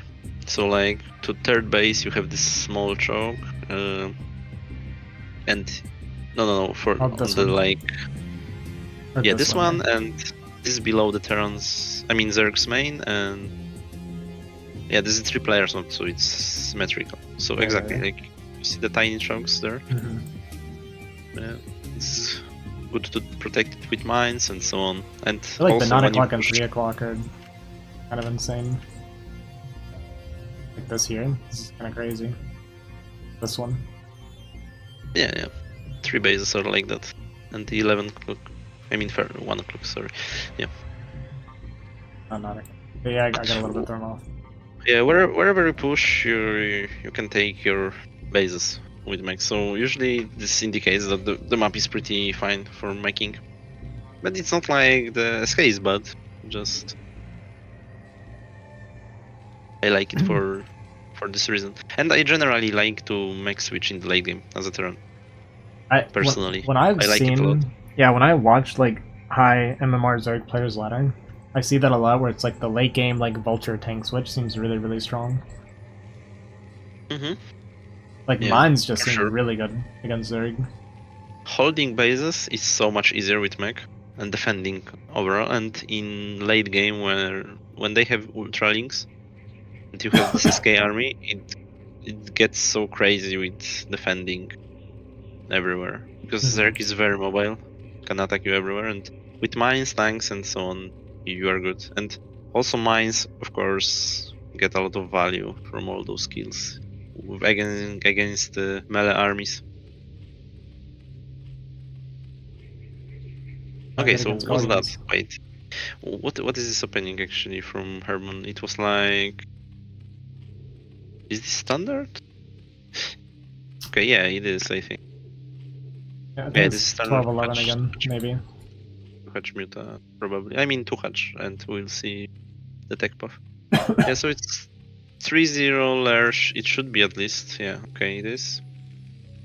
So it's standard layer timing for 2 Hatch.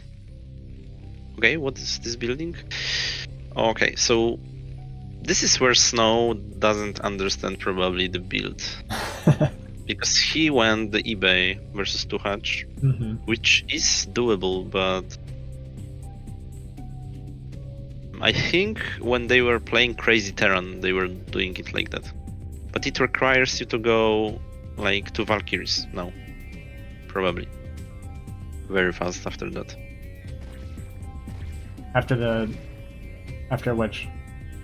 So you go eBay, factory, rush to Valkyrie, and you won't get your Valk on time. So you, yeah, this is the way you would play against 3 Hatch. What he's doing there. Gotcha.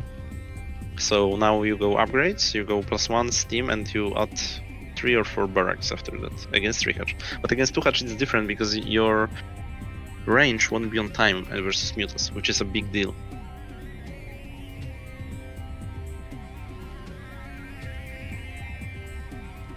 What means Crazy Terran? I don't know. We'll fix what is Crazy Terran. I actually hadn't heard that Wait. before. Crazy Terran is like, I mean, the word, I guess the crazy word indicates the fast upgrades. So Crazy Zerg is where you go Mutas into Ultras and you go fast Carapace upgrade and then also the attack upgrade. And Crazy Terran is where you rush the +1 and you want your science facility to be aligned with your +1 finishing, so you can go +2 and another eBay +1 armor right away. So that's Crazy Terran. Gotcha. And it was supposed to fight the Crazy Zerg because your upgrades are always a little bit faster as a Terran. I mean your attack upgrade. And you had this timing on +2 +1 where you could bust the Sunkens if they didn't go for defilers. Yeah, so he's doing a build which is designed to fight the 3-hatch against 2-hatch, and he will be very tight on me. No, from the chat. Yeah. But it's not used anymore, I think.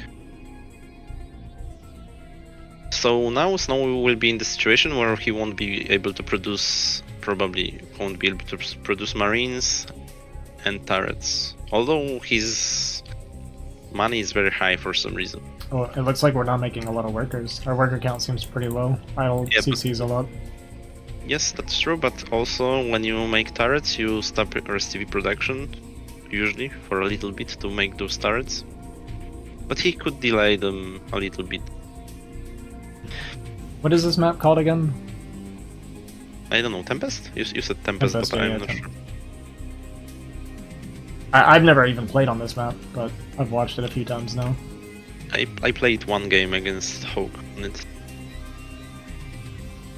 In NSL also. So I think this is still range. I mean, we don't have range finished yet.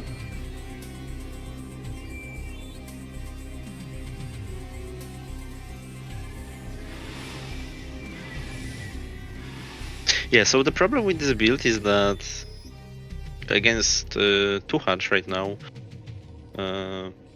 you won't even have your factory producing right now. So you really rely on going out with your marines right now, and you have to stop third base. Which, you know, it can go both ways, of course. If you don't get it, then you will be in the situation where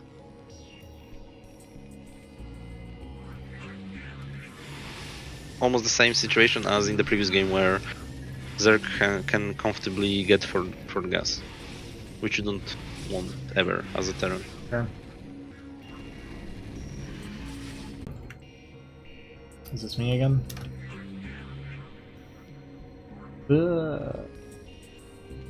Cool, Azzy, hello. Hi. Are you there? Kind of annoying.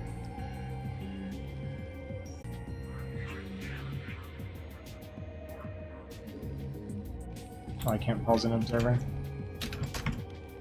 Yeah.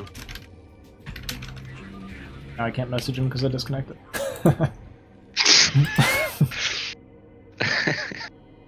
That's nice.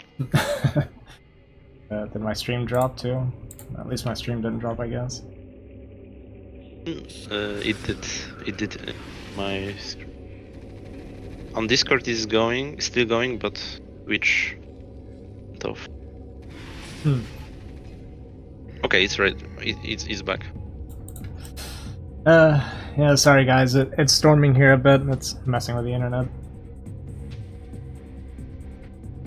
Power has flickered a few times since we started.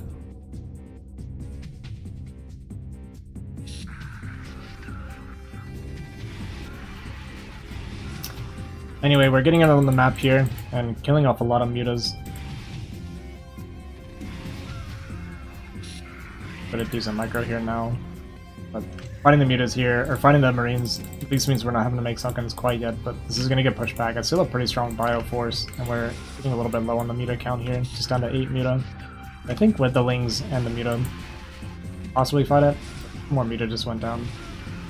The scary part though is, as Zerg, if you're trading against the marines like this, and then they can regroup with another round of bio here, it gets really, really strong. It starts kind of outscaling, because we're not going to have lurkers before this hits. Yeah, Herbmon really... I don't know, I think Herbmon also, like, didn't read the situation. Yikes. Yeah, we did.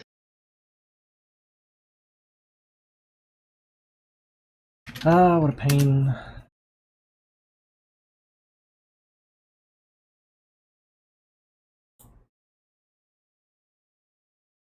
Of all the days for this to happen. Mm.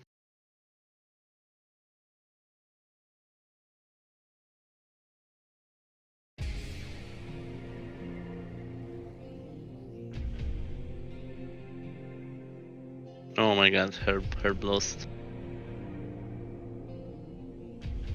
And he sounds frustrated.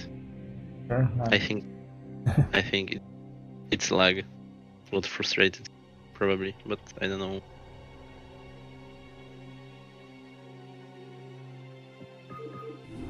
For some reason today, in Firefox is. I mean, every Twitch stream is bugging out. Firefox today, no way. After some time, it goes down and it says that there's some error occurred.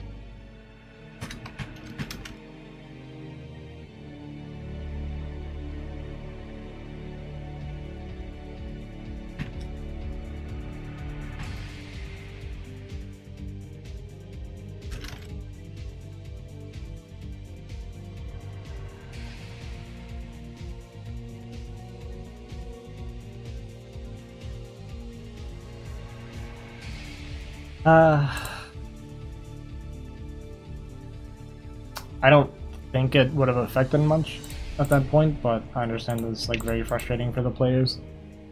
Yeah.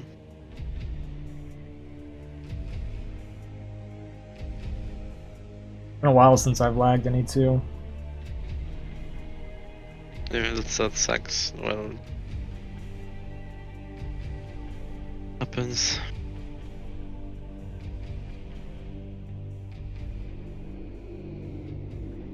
But the coverage of the series.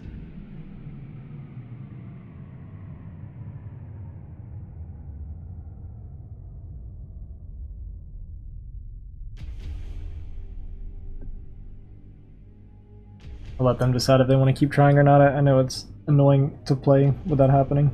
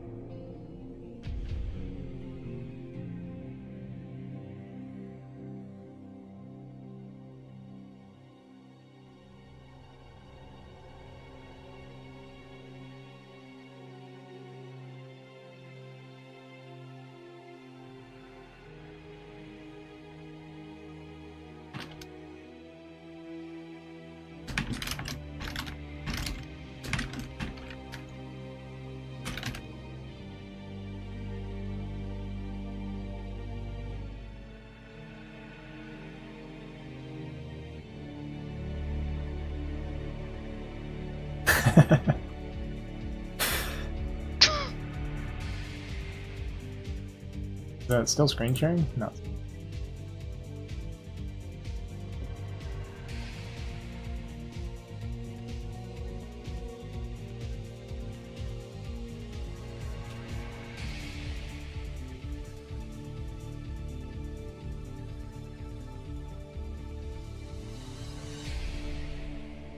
Herb still can make the comeback. It's 4-1. He can win 4 in a row and win this series.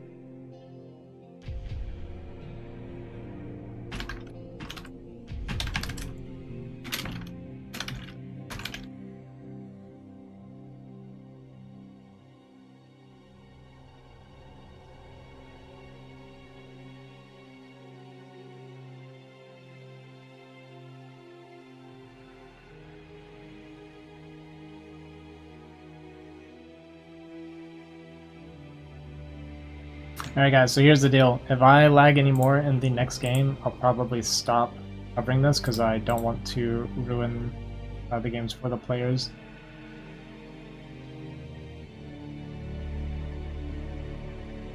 You already ruined. True.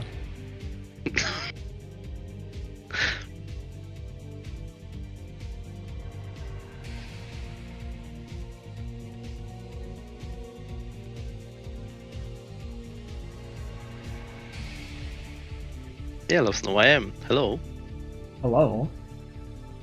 Can we see this show already? It's a different show match. The last time they were drunk, this time they're playing serious. Which means that Snow's probably still drinking, but Herb's not.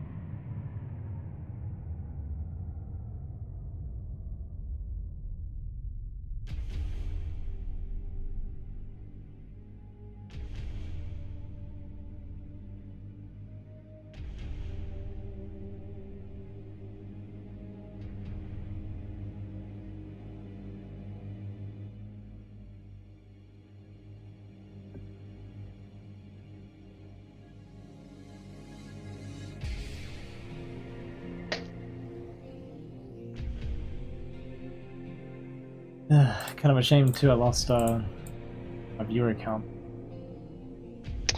Yeah, it always happens, unfortunately, on the disconnect. Getting a little over 30.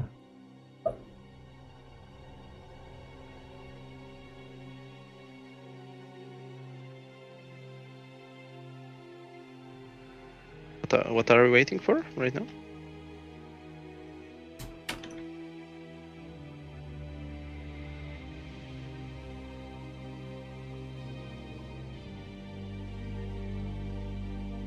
Why are they wanting me to host all of a sudden? I don't know, man.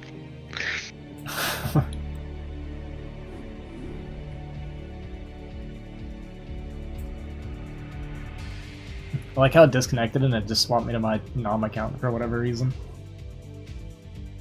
Didn't even select anything. Make sure we see the creep this time, son. It's not like anything on the Battle.net make any sense, so... Yeah, true.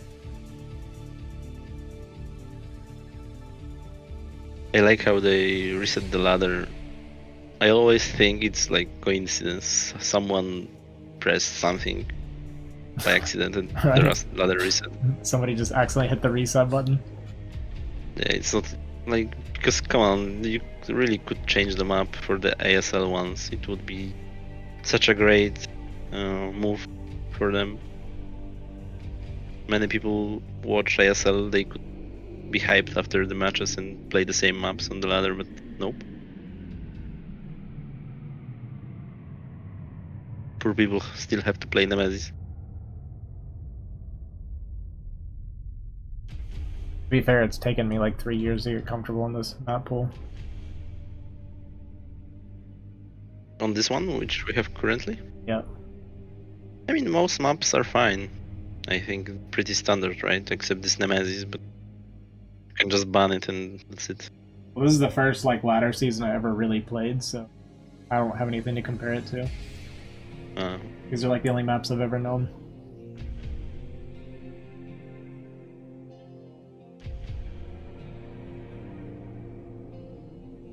I think Herb skipped a 3-player map to go to another 4-player map because he started out ready for some 4-player maps.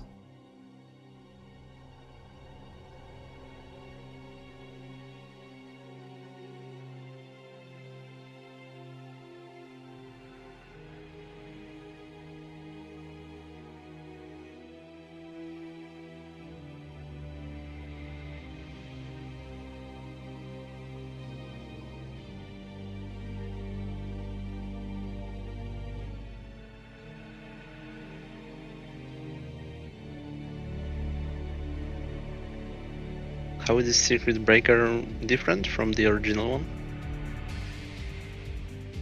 Circuit breaker? Yeah, this is circuit breaker.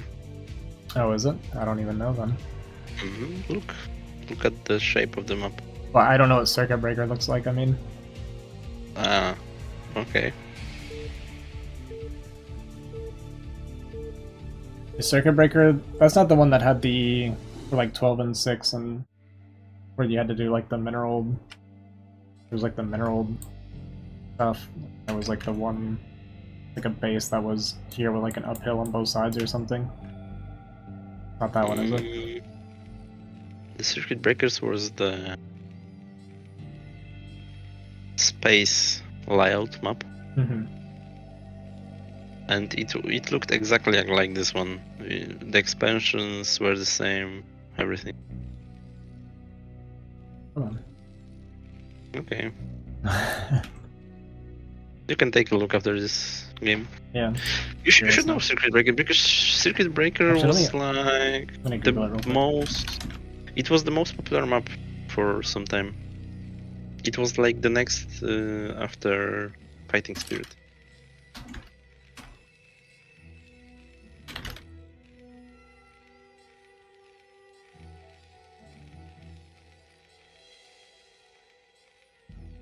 Oh, okay, yeah, I know this map, Circuit Breaker, yeah. So the only difference, I guess, is that, well, one of the big differences is this is uphill instead of downhill. Which... Wait.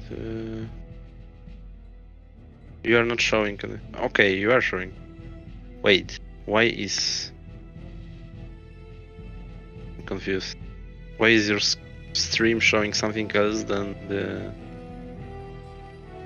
Ah, because it's a delay. Okay, I'm fucking stupid. Never mind. yeah, exactly. Yeah, this is uphill. I see what you're saying. Yeah, so I did play Circuit Breaker a few times. Okay.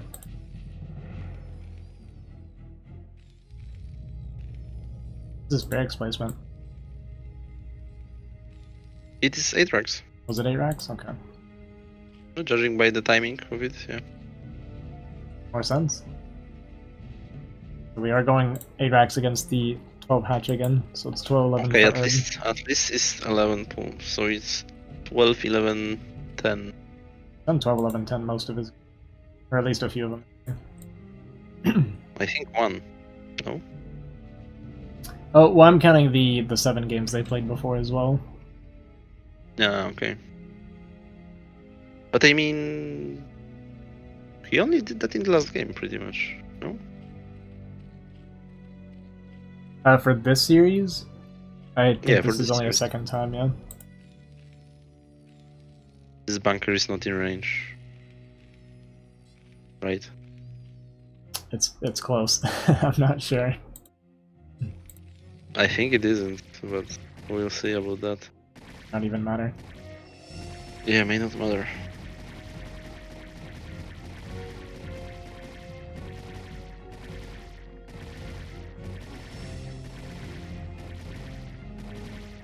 Cancel it. Didn't cancel.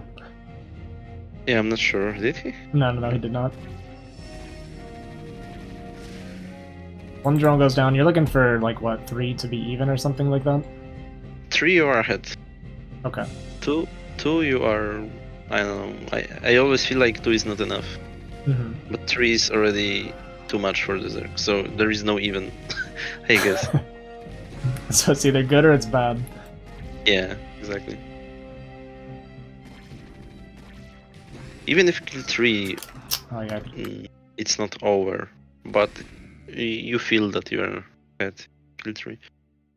Yeah, they didn't pick colors this time, sorry, and they don't play TVB, so I'm just gonna have to deal with these slightly different shades of blue. Sorry about that. So we only lost one drone. You guys prefer yellow versus yellow or blue versus blue?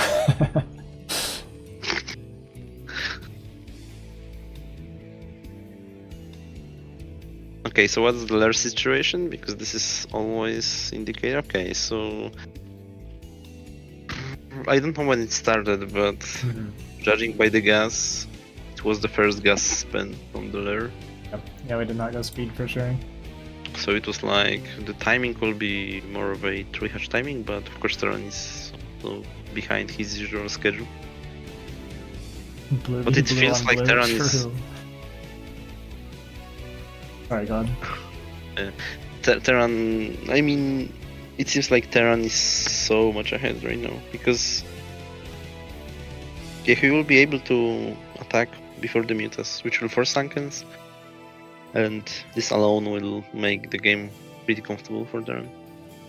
Score right now Where is is it? Noah's winning 4-1. Where is the third touch? Because we could, okay, in base. Yeah, I think that's the right decision. Probably. Get a Sunken Why as is, well he here. making, why is he making those Sankens that near of his base? What do you want because- that, like further out here? Yeah, because in the future, if there is a tank push, you have space behind Oh. Sankens. In this case, you don't have the space. Yeah, I was wondering But why this- you wanted it further out, but that makes sense then to delay tanks more. Yeah, I guess this covers your natural from drops a little bit better, but I don't know if that's more important. Hard to tell. Alright, layer finished, and I And- think we just started.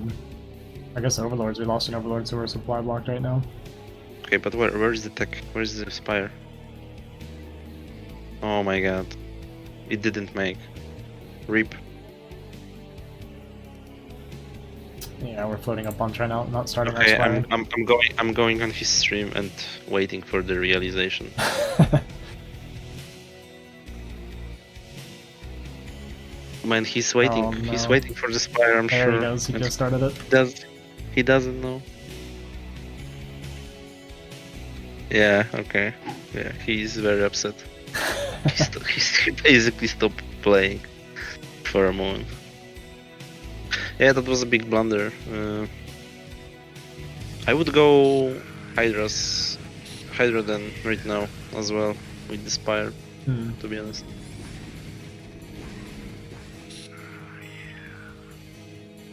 You don't have a choice. You can. I don't know how confident he is in his Muta micro, but he should adjust probably and make Hydra. Okay, he has good, Hydra. actually. That's good then. Okay. So Yeah. he's thinking the same as you at least. Yeah. It doesn't mean I'm correct, but yeah. Well, we're in the if you're same both page. thinking the same thing, then surely at least got the right Surely. idea. Okay, but so take third right away. Also with this, there is no reason not to. Oh, Snow scanned the Hydras. Did he make turrets at least?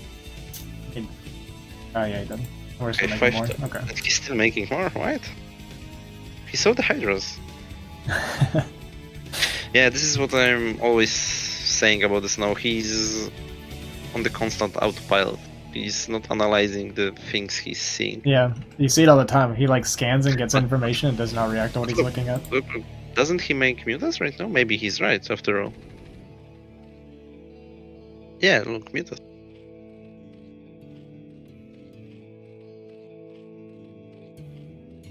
But I wouldn't make those turrets either way, because When you're on you this have side of the smart map, it- force. Yeah, there is no way there can fly. Exactly. Okay, this attack is probably bad. Hydras, come on, fight. Hydras. He needs them for lurkers. You can fight first and then make lurkers anyway. They let you do that. Yeah, actually a decent cleanup for everyone. We're up 10 supply right now. Yeah, very good.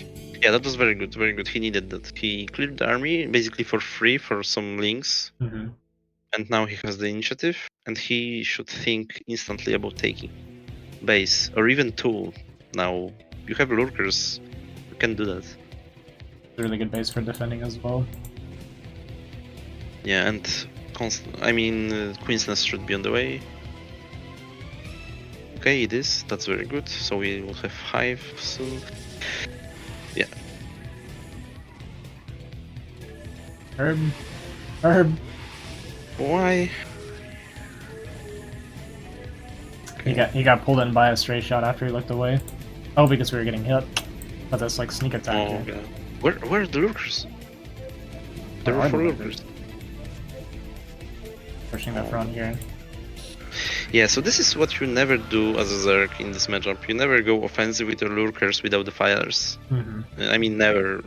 You usually don't do that, and this is a situation where doing that probably wasn't a good idea. The only time I ever see like aggressive lurkers if we're going for like a basically a cheesy bust. Now it's okay because basically with those 4 lurkers he covers the whole map from the Terran for now, but it costed him to be hit on the nut. It looks like he got all of his drones, so we didn't lose any. Yeah. Yeah, at least he didn't lose Hatchery, so it wasn't that big of a deal. But yeah, like tanks soon. Why are okay? You can force more scans. That's okay. Snow didn't repair this turret, by the way, but it didn't matter, right?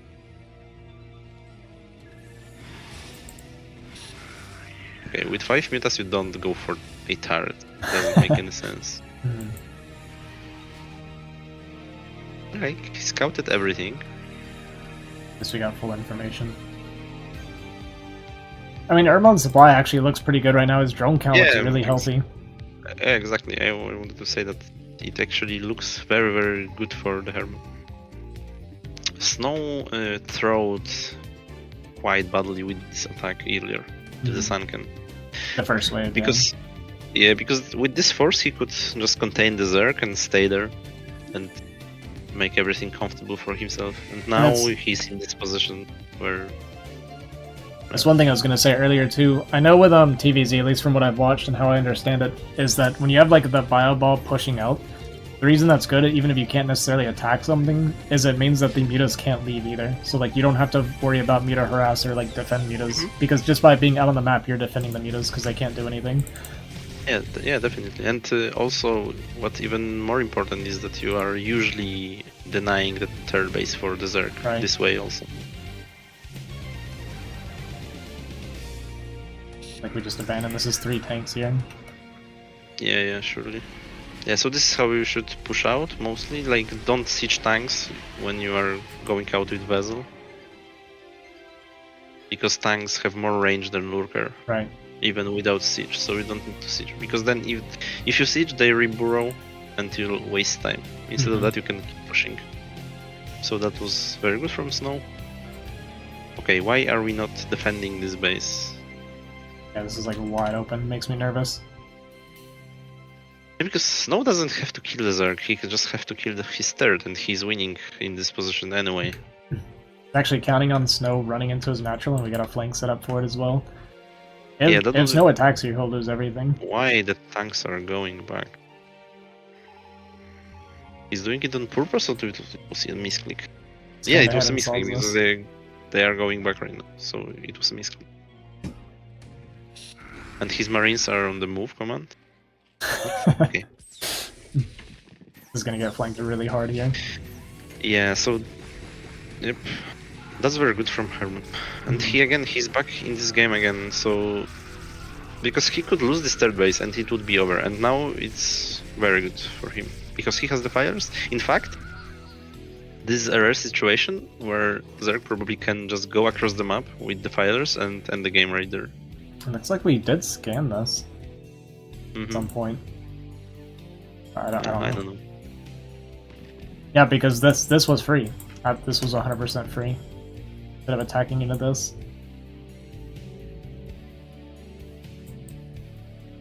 But I've seen Snow do this a lot, where he goes into tanks and he feels like he has to push the main. I've seen him do it so many times in this matchup.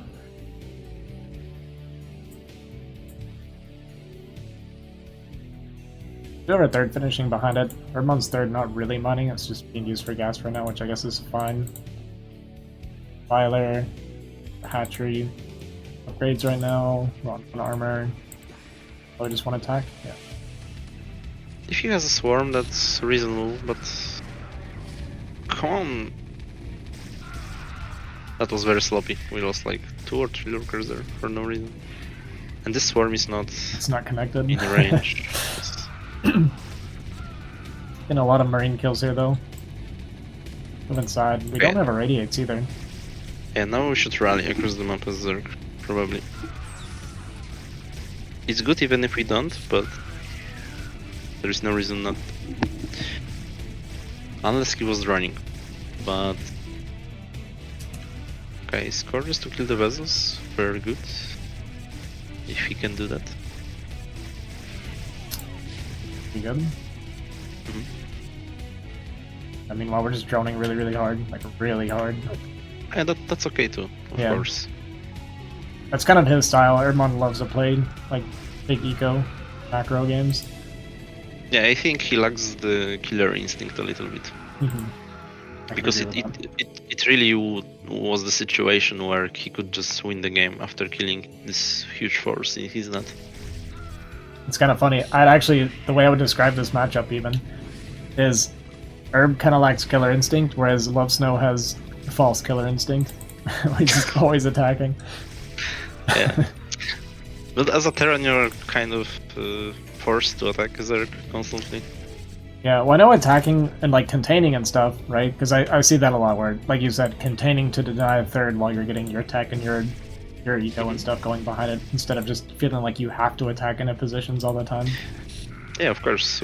It's a matter of the situation always. But this is huge for Herb. Yeah, absolutely. It's huge. Trace is wide open while we got the Lakers here. There are no Marines in the bunkers, so this is dead as well. Unless he can just slip by. Yeah, because it was actually unfortunate to reposition those lurkers, because the Marines can now save this base. They want to. Yeah, if they want.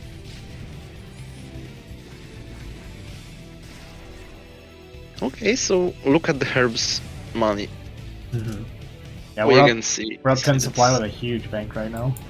If he's saving for ultras, I don't blame him, but if not, then this is a pretty big issue in his play overall.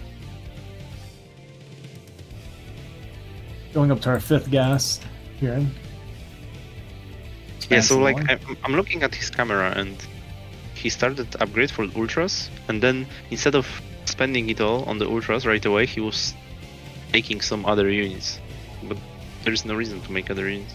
Just make those ultras. We made some ultras, our gas went way down. Yeah, sure, like he's making them, but he could just spend everything once. For some reason he's not doing that. But so now it depends whether he can defend this top right. Oh, but to move out. Yeah. So now we counter in this position. If you cannot save the base, then counter the Terran. But he's going for the army probably.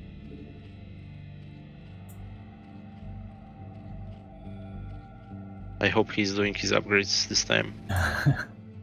It looks like they're splitting up a little bit to go for this 3rd. I think we see the 4th. Yeah, we see the 4 CC as well.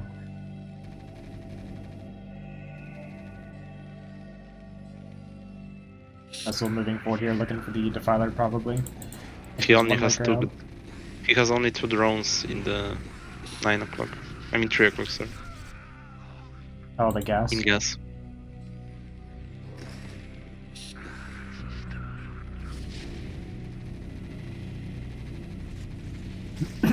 Lurker's moving forward here, so they're going to be able to get this position. We do get the but also those lurkers are not in position to kill the base. Yeah. And they are only annoying. There's this hatchery as well. We're going back down to 4 base here. We're kind of on like 3.7 geysers right now. Really good position here for the bio. Yeah, because those swarms were a little bit sloppy. You could place them in a way that you cover everything. Like Herb's not looking either. Jump on the medic here now, but the ultras are gonna die. Oof.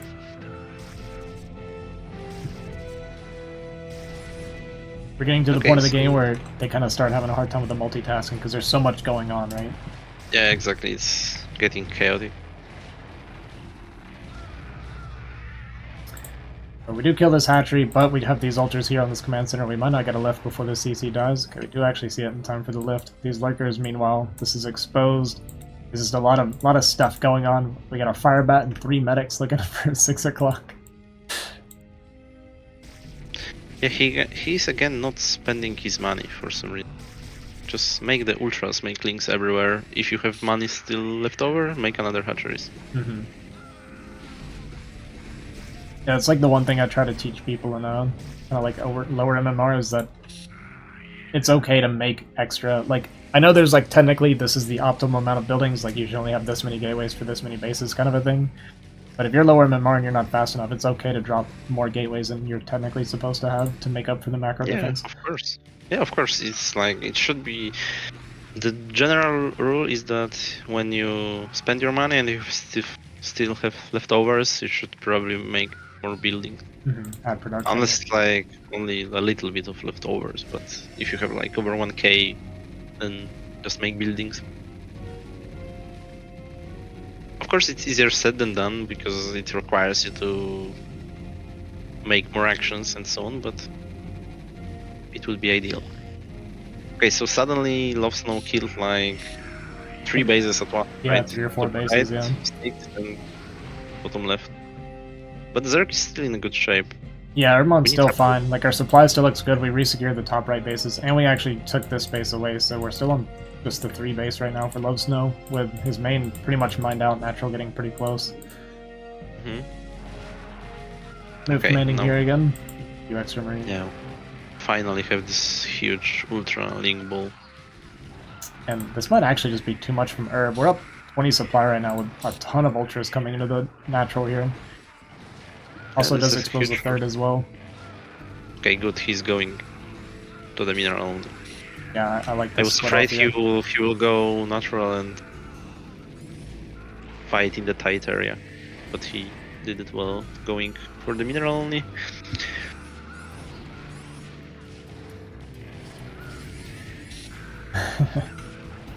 Just doing this to delay, I actually really like this. He ran this over here to drop these swarms with the ultras just to make it harder for Terran to get out here while he's clearing this up. Yeah, you hate to see that as a Terran, those swarms. You really feel hopeless against something like that. Yeah, so the game is basically over, Terran cannot do anything. Yeah. Have this kind of desperate counter double drop here. These might be the GG scans where we scan and see the bases everywhere. Unless, I don't know, he kills those 2 bases now and he still have money for marines and he defends and take his bases back, but... we're mega dead. Yeah, all there is to it.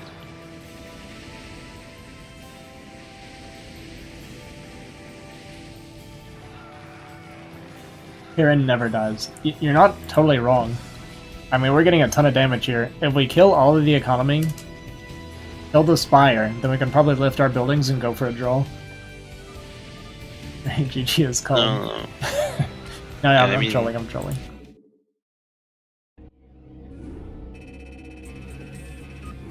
Alright, so the series is 4-2 now. We're getting another game back here. Yeah, it's good that Herbmon won this. His morale will go up a little bit. Yeah, I feel like his mental needed that pretty badly. And it was a pretty good win. Like, even though the beginning didn't really go that well for him initially, he held the attacks. Like, the 2 pushes he held really, really well and immediately got into a really good position again. But forgetting the Spire was almost like a game-losing mistake. Yeah, the first attack was clearly like Snow's mistake to go for the Sangen, but the second hold was very well planned by Herbmon. Yeah. He went down with Turgers, he anticipated the attack and then defended accordingly. Oh god, we're playing 76. Oh, 76? Okay, that will be troll game for sure. Yeah.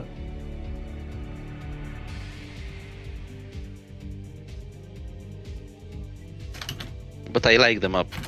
I actually really like it. After playing it a few times, I really enjoy playing on it. But I don't think Herb's ever... Yeah, so Herb's never played it before. Okay, so... Explain to him that this is like 8-1... 5? Or how was this map called? What time did the mineral patches disappear?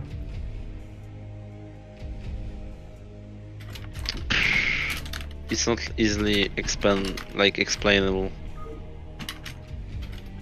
If he never played this map, he will be fucking confused because you also start with the fastest mineral style mine crate.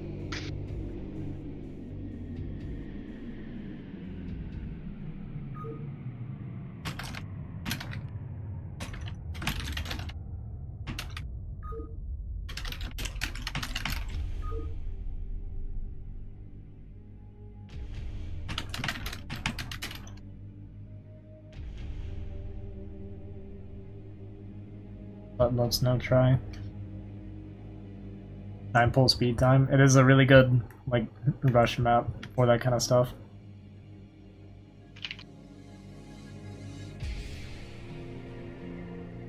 The hard part is explaining how to get to the base with the 2 gases. Because like I've seen people lose games by spending like a full minute trying to get a drone over.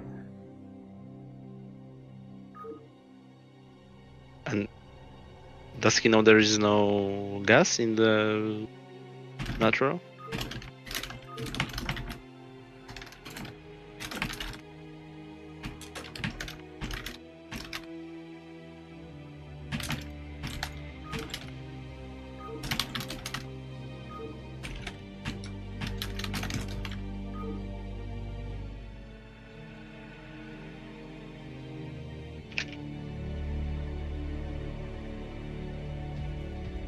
There's like no way Herbmon. He's gonna...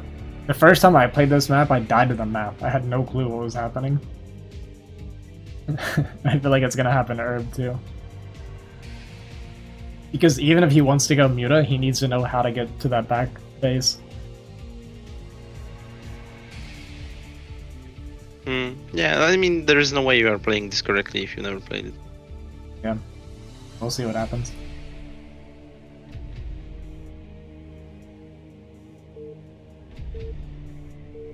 It feels like this is probably going to be a guaranteed win for Snow, but we'll see. Yeah, he should go 5 full.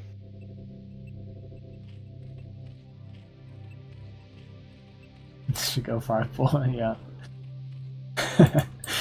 Actually true. He almost started mining his main minerals and then he like remembered.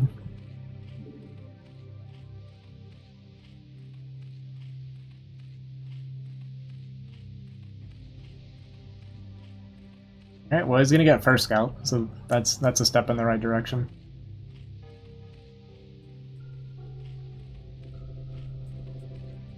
Do we know how many mineral patches are actually stacked here? I don't know. I guess like 9 because it doesn't make sense to stack more there, but I'm not sure.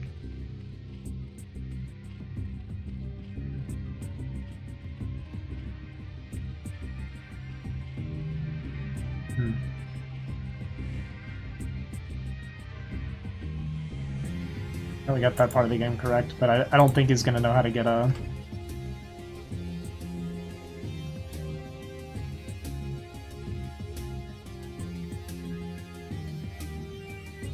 No, don't go over, man. Yeah, he doesn't know. Okay. That's So, too late. rip. Well, we're down 1 drone. I mean, it looks like Snow also screwed it up though, so... Whatever, I guess. Oh my god. Oh, look what he's doing. Oh my god. Well, he got one over. Wow, it was so lucky. Look, that could have been a disaster, yeah. yeah, it should be the disaster. And he thinks this is the proper way now, but... He probably thinks that's what he's supposed to do. That was fucking crazy that he managed to do that. That was so fucking crazy that he managed to do that, man. We could have had 3 drones stuck in here. Oh my god, I can't believe that he was so lucky. Dude, Look, Snow, you can... What the fuck is Snow? Alright, whatever. You know what? What the fuck? Alright, that was a quality game. That was quality right there.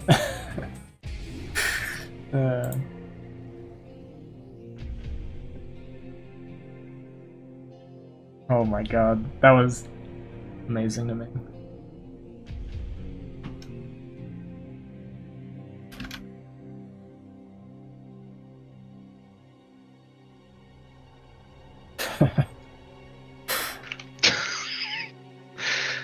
Oh my god. No, I can't believe like they both did it. And because Herbmon could do the same, imagine that. Herbmon is in another universe. Herbmon gets stuck with 2 drones and he is leaving the game. Yep. 5 seconds earlier. Yep. No.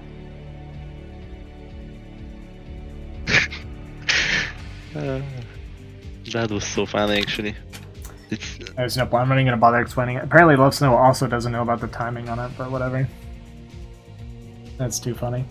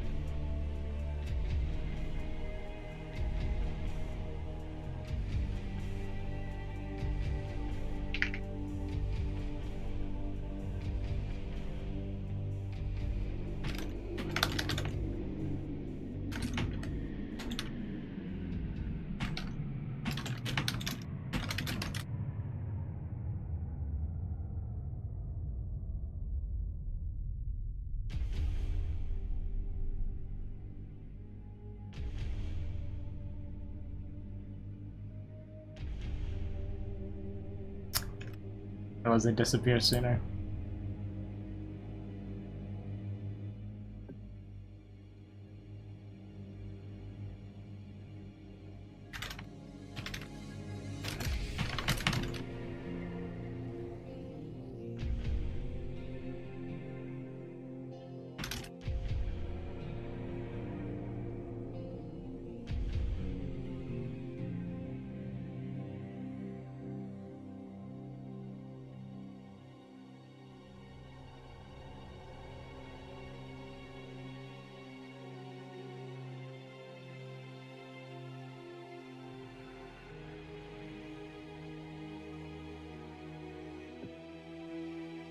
Do they not know what they agreed to?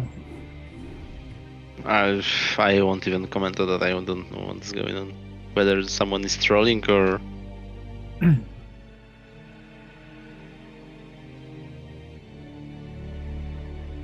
Oh boy. That was my favorite game of the series by far. I still can't believe this coincidence. That's so funny.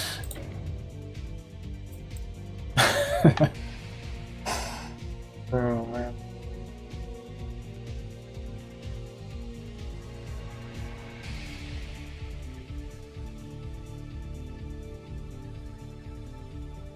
Okay, so this map is like the most normal of them all, Yeah. I think. I've heard some Zerg say they don't like this map because of how few bases there are in total. What the fuck? There are the same amount of bases as on Fighting Spirits, so... Where's the problem? I don't know. I'm not saying it. Yeah. Hmm. It's also like really spread out, which should be good for Zerg, right? Spread out. Hmm. Something about this map makes it look really sparse to me. Looks really what? Sparse. Like there's like a lot of like Sparse? empty stuff, like nothing. This map has very small middle actually, compared to, for example, Fighting Spirit. Mm-hmm. Is the Because- whole middle buildable? No, the area which is white is Just a little buildable. circle, okay. Yeah, you can put CC there, for example, to mine those minerals. Mm-hmm. Which is actually a valid strategy in this map. You do that in TVP. Yeah, because you I have to had some push do it through the too. middle anyway, and you take this. Oh, kind of what you did when we played Heartbreak Ridge. When you took middle, I felt like I couldn't do anything anymore. Yeah, but this is far better on this map to take the middle than on Heartbreak, because there is no way Protoss is going around you when you are on the middle. on Heartbreak, you kind of can They still can, right? get. They could go take this little path like through here, go all the way up around Yeah, here. with 200 army, yes. Exactly.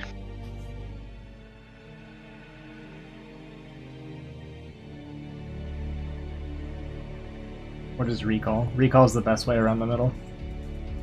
Yeah, sure. I mean, on this map, the Arbiter heavy playstyle I think is the best. Or Carrier. Carriers are good on any map, obviously. Yeah, I don't like Carrier though. I mean, if you get the proper technique to micro with them, they are coming. Well, Fucking I know they're beasts. really good. I just I refuse to be that kind of Protoss player, you know. Okay. I did learn how to micro them a bit, doing the Bana thing and Jean explaining a fair amount of it to me. Mm-hmm. Yeah, some people explained to me how it was done, and then I watched someone do it after it was explained to me, and then I understood what I was watching. Mm-hmm. This is pretty easy, but I mean conceptually, but you have to click a lot because they cannot ever stop. Mm-hmm. They have to keep moving all the time. Yeah, otherwise their interceptors go back in, cruise it up. Yeah, but also if you are attacking with carriers and you stand in place, even if you are, for example, you are attacking CC and you stand in place, your DPS goes down because when they stand still, interceptors go back even during the attack. Mm-hmm. If they keep moving, they never go back, so they keep attacking. It's too much. Too taxing for my 170 APM.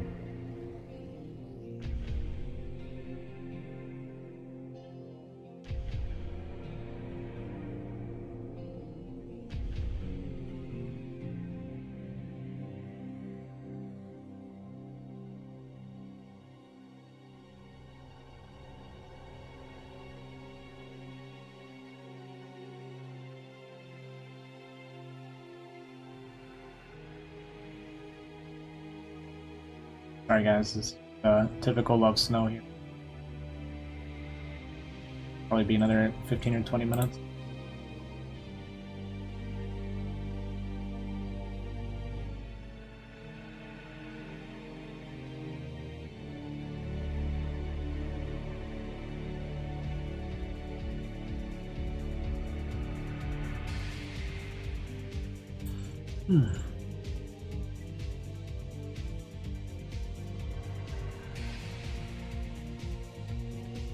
Score is currently 4-3 Lovesnow.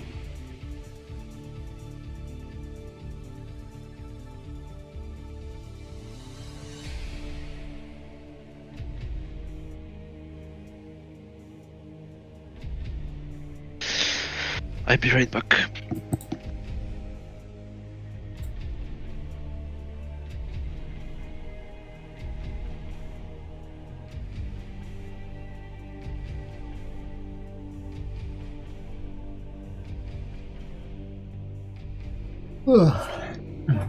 And we might be going to game. I mean, I think they're playing all 9 games anyway, but it might come down to the final game again, just like the last series. They actually went to game 7 as well. It seemed to be a pretty even match.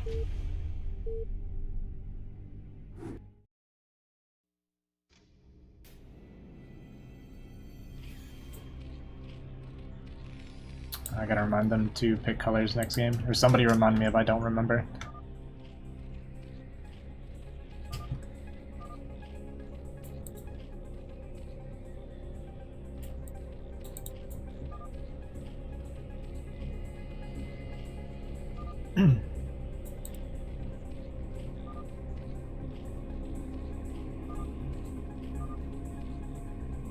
Talking about sushi here.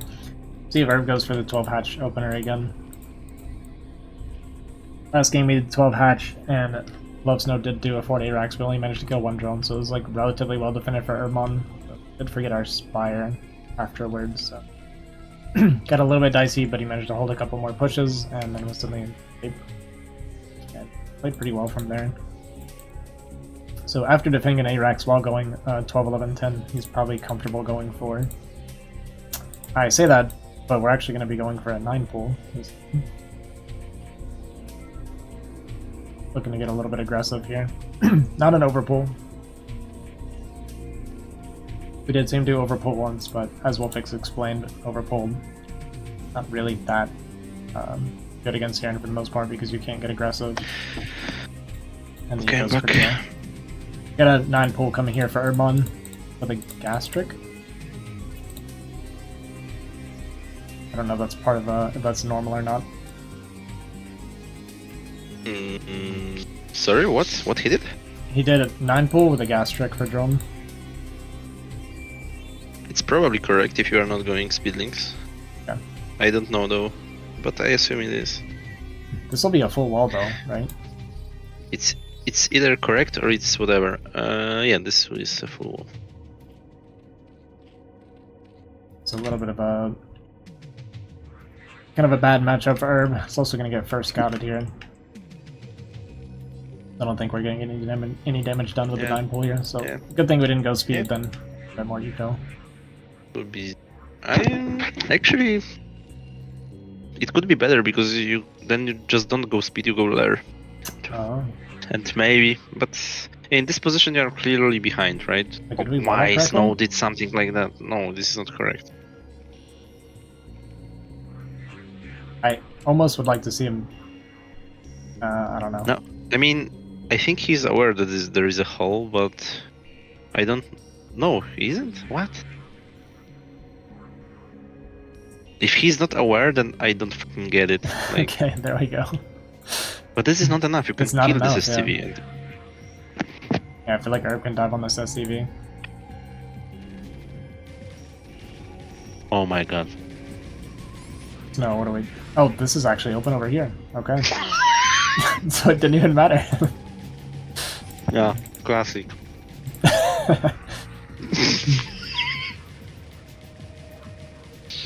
Well, this is terrible for Lovesnow now. We've lost 2 SCVs, we've lost a Marine, we're getting pushed back. Having to pull SCVs here as well. Another Marine goes down.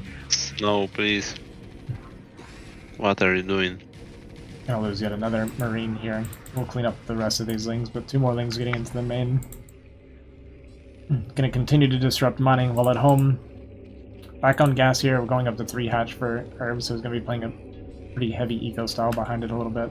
Imagine as soon as we get our 150 here, lair will come down.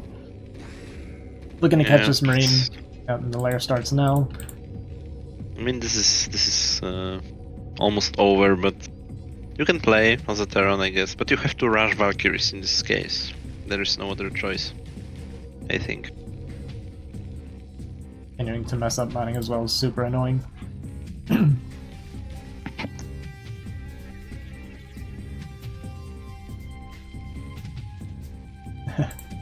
Hey, Rain does come and clean up the Ling finally. In the meantime, though, while we're doing that, we didn't quite fix our kind of return cargo here, so SCV is going to take a long way around, disrupt our mining just a little bit extra. Second barracks coming down, so we're not going to be going for the very quick Valkyrie, it looks like. The refinery coming down now. There's probably about halfway-ish done. I didn't quite see the timing on it. Like, I saw when it started, I didn't look at the clock.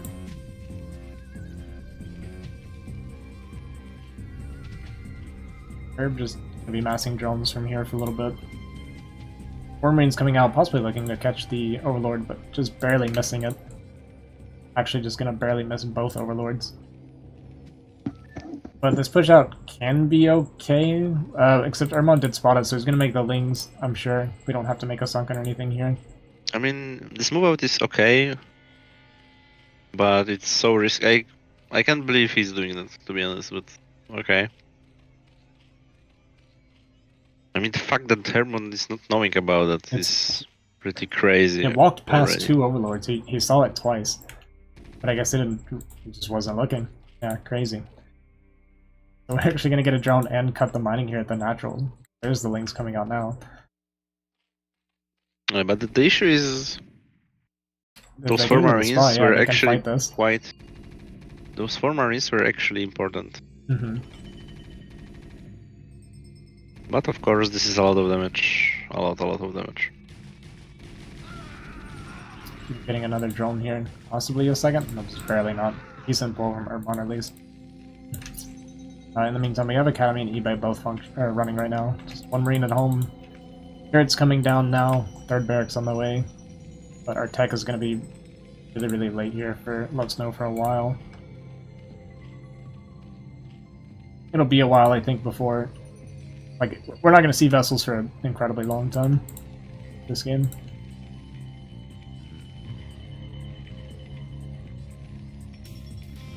Oh, were we not getting +1? Maybe I'm crazy. I thought I saw it blinking, but I guess not. This is still open, by the way. Like, there's 2 gaps here and only a single Marine with 2 medics that are down here killing SCVs right now. Yeah, this is over. This is over. But, yeah, I actually don't know he knew about the links, right? So, well. We were floating 600 minerals, so we could have made a bunker and stuff like that as well. Yeah, the game's just over. We're gonna try and make sure to fight off the Muta. Yep. Yeah, I like how he's not living but making turrets. Oh, firebats. Okay, he had an idea with the firebats. I see. Well, maybe, yeah. Actually, well... Okay, he almost leaves, but the problem is that... Yeah, we lost the barracks. Yeah. If we had the other medic down here in the mineral line because they got pulled by SCVs earlier and you didn't notice. Yeah, we turrets there. Around the barracks, or we dead. I mean, we dead pretty much regardless, but... We can keep trying with those turrets. He actually didn't make mutas. Yeah, he just made a bunch of drones, it looks like, behind it. Yeah, like, I see what's the issue with Herbmon sometimes, that he likes drones too much. It's like you said, though, the lack of killer instinct. I mean, we're in here with Lings, and there was one single firebat left over after the defense, and then we're just making drones the whole time behind it. So it will actually allow Snow to kind of stabilize a little bit and just go on in this game. I mean, he's in pretty much... It's going to be an incredibly difficult position to come back from, but at least it allows him to play.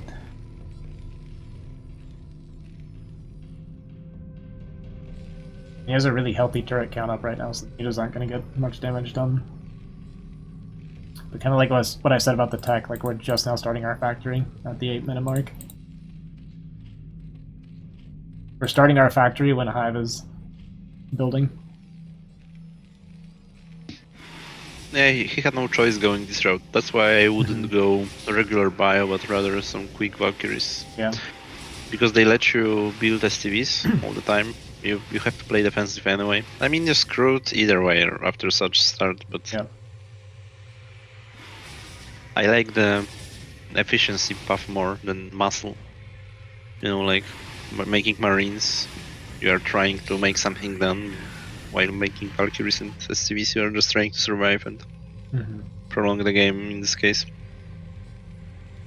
Yeah, just kind of like minimizing damage while building up tech and eco as fast as possible. At least get you to the mid game. Because you don't want to go into like mid-late game with only bio and like no vessel count when Defiler and stuff, Ultras and stuff are going to be ready soon. Also, the SCV is going to come out of this correctly. I'm worried they're going to come out on the left side here. They might. But I'm not sure, to be honest. Out on the top. Guess it's fun.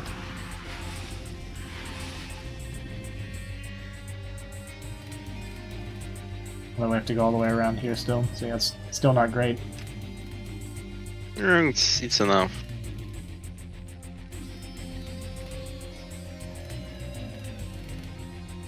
Okay, he's making tanks? What?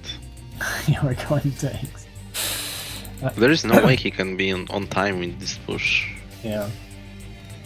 I've always felt like, from what I've seen, when you're going tanks, it's like you're looking for like a timing push more or less. You basically have a window where tanks are useful. Yes, and this window is when the consume upgrade finishes, the window is over. Yeah. So surely he cannot attack before that. I mean, maybe without the vessel. Okay, maybe. Of course, it's another huge risk because there can be lurkers everywhere. But actually, with with this one tank, because the lurkers are stacked.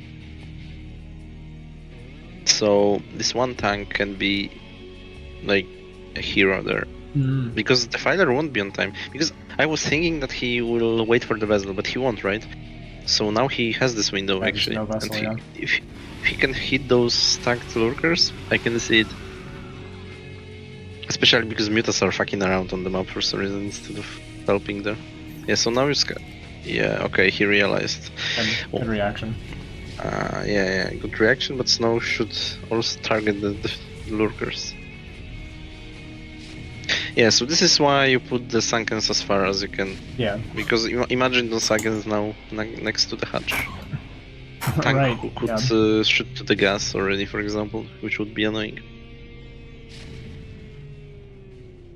Or might, yeah, I was gonna say, it looks like you might just want to go for it with this many lurkers now. Okay, but this is good. Now we go back and to killing lurkers. And boom! It was actually not that bad value for Terran, but still, of course, the early game situation was too bad to make this a comeback.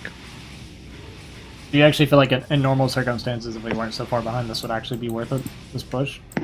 Yeah, of course, I killed like, 4 lurkers.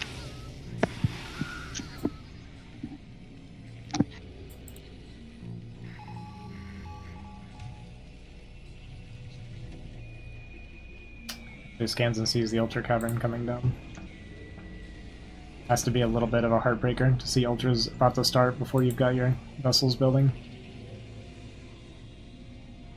Or they've come out.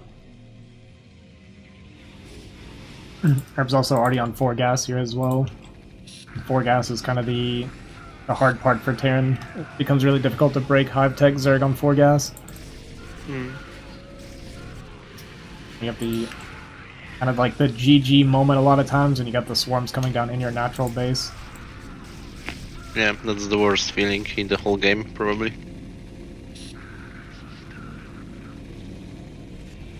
And we don't have vessels to clean any of this up either. Yeah, looking like 4-4.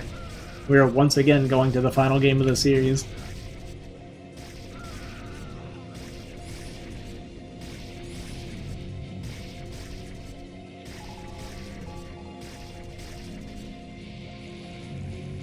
We're kind of a desperate drop up here. Herbmon quick with the reaction. Cleans that up. Lovesnow just doesn't want to GG. We ain't a quitter. We made fire bats for this. It's a massacre. Well, we got 1 lurker. Almost. GG.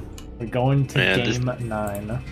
This is why you check your walls in the single player first. Right. Hey, what's up, Goose? Yeah, that had 2 holes in it. And it's funny because nobody knew. Nobody knew. Yeah. Not even Herb till the Lings got through and he's like, oh, hey. Yeah, sure. I mean... You see something like that as Zerg, you assume the Terran knows what he's doing, but I guess not this time.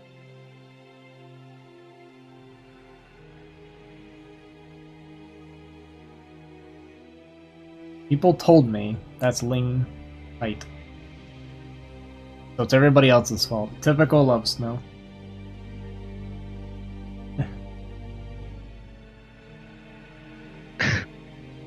Yeah. Okay, so this is the Longinus remake. Longinus, yeah.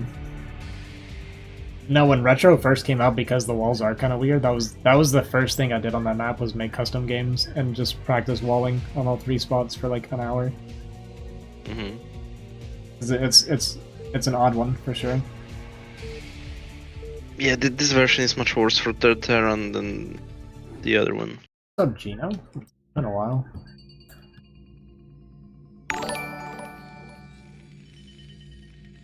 Game 9. Yo, Koos, thanks for the 8 months, dude. I appreciate that, man. You're saying the 3rd sucks for Terran? I mean, it's the worst version than the original Longinus. Gotcha. Because the fourth base has 2 entrances, first of all, so you can get countered. And then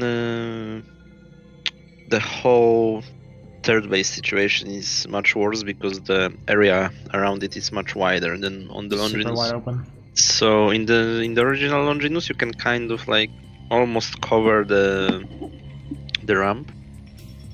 And there are 2 ramps on the original Longinus. I think there are 2, but this is much more difficult. The 8 racks? Okay, 8 tracks. Finally 8 tracks. Can you build in the middle on this map? Did he ever check that? I guess he can. Okay, Yeah. I like how Snow is making 8 tracks. Ah, this is BBS. Okay, not 8 tracks. I see. We're going to game 9, Well- and Lovesnow is going to bank on his classic BBS. Meanwhile, Herb actually went for... This might be a crazy game actually. yeah. Now we got a 9 pull. 9 pull speed, even? Wow. This is bad for Terran, right? Yeah, this is terrible. He played the perfect build to counter it. This is Yeah. the best you can do. To lose that, you would have to throw links in some strange way. Well, that Basically, is and anything you do, wins from this spot. a crazy read from both players. I do think, like, this entrance is kind of crappy for Terran as well, though. Like, Lings, there's no ramp here, so you have to, like, block with, like, I guess the SCVs and stuff here. And then this is, like, really tough. You have these rocks here, so you can't even do, like, a full wall, Yeah. or, like, a proper wall, and then, like, trying to wall this. Yeah, it's just kind of miserable to get a proper wall. I mean, there is an egg, right? So you generally can make it only 1 square. Okay, so he sees this and he won't be happy about it. Here's how this plays out. Herb doesn't know these are in the middle of the map, but he's gonna... Yeah, that's he's true. just gonna go straight That's across. true. So maybe Herb won't make more links, but he should because he's making speed, so he probably makes. We're still making, like, here. Yeah. Now the scenario will be that okay, Herb fucking missed on the Doesn't know the minimap. map, yeah. Okay, We so are that's lucky droning. for Snow. So now you should, as a Terran, wait patiently on your barracks. Just build up marines, and when the links arrive, just take all your SCVs and go attack. Herb doesn't know the map. This is how he loses. Yeah, but Snow doesn't know. He doesn't know. So the links are there. They shouldn't be there, but the marine count is big enough. Maybe He to did trade. finish. Just attack. Come on, don't micro. Oh my god. Yeah, so this is example where micro hurts you instead of helping. He could have traded much better. Here's Maybe the even thing. win. This could still be a macro game because Herbmon might never find Lovesnow. He doesn't know where he lives. Oh my god, he's pulling. Even though he didn't have to, but does he have anything else to do? They were shooting He their own attacked barracks. his own barracks! Oh my god. No. We're drunk. We reached the point. Oh no. What a disaster game, Nan, and you love to see it.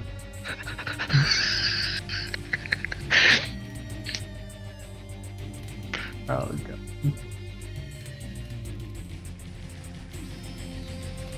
Meanwhile, Herb just making more links at home. It's all he's really got to do at this point.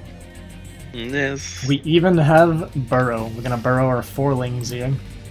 I don't really know what we're hoping to accomplish with this, but I can get like a flank on like the backside marine here. Even just getting 1 marine kill here would be great. Okay, I guess it did something. Okay, we got the marine. He didn't even make a sunken. He could do it and just make sure he wins there, but he didn't, and now Like, actually, he a still little... have it. He still have it, of course, but there was a world where GG. STVs made like perfect wall around the marines. And And Herbmon wins game 9 without ever knowing where Lovesnow's spawn location was. Very well played.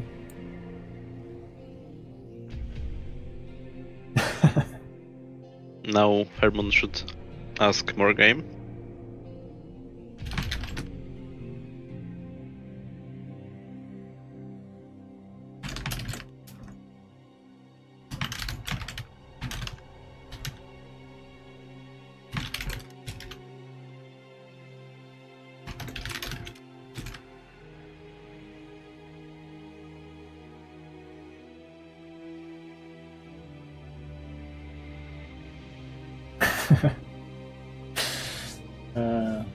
You know, that's a good ending to this whole thing. I feel like this is how it always is with Lovesnow. I feel like he starts off looking really good in a lot of his games, and then like as it progresses, he just kind of falls apart. Yeah, because he fucking gets confident as fuck. Yeah. And then he leaves the game on 76. I don't know if he did it on purpose or not, but it was suspicious. And then he fucking plays the best wall ever. It was a disaster. A series of disasters. Yeah. Alright,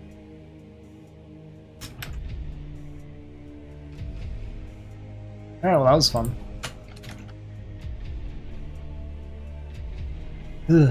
Appreciate you joining me and helping me save my voice a bit here.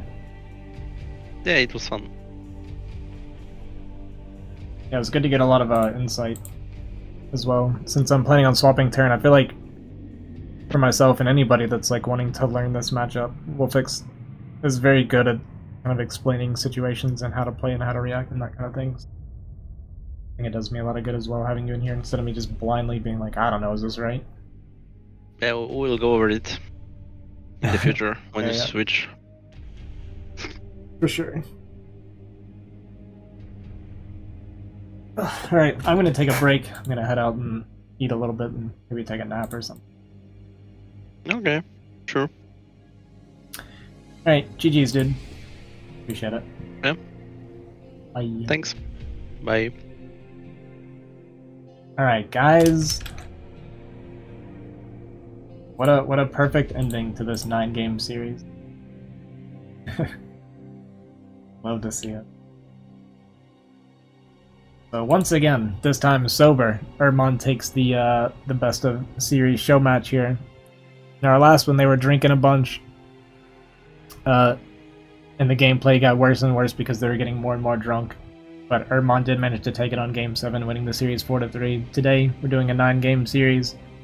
Herbmon once again takes it at the very end, winning Game 9, 5-4. And it was just as ugly as the final game when they were both out of their mind drunk. So we'll never know if the drinking actually affected their gameplay or if this is just how they always perform in a long series. Good stuff. But thanks for watching, everybody. I appreciate it. For myself, I will probably I'm going to try to get on and play some ladder tonight because I have a match tomorrow for NSL, and then we have All-Stars starting next week. I got to get back in shape as well. As far as casting goes, I'll be back on Saturday to do another cast for the 2v2 Omni League. We'll be doing that at 3 p.m. Central Time. I don't know if I'll be casting on Sunday because we might not have the other set. One of the teams is having a hard time playing because one of them's got some personal stuff going on. So I don't know that I'll have two series to cast this weekend. We'll see. We'll see what happens. But worst case, like I said, I'll be on ladder tonight, hopefully. If not tonight, then definitely tomorrow. But I appreciate you guys. Thanks for watching. Thanks for hanging out. Hope you guys had fun, and I'll catch you guys next time. Peace. Let's take back that piece.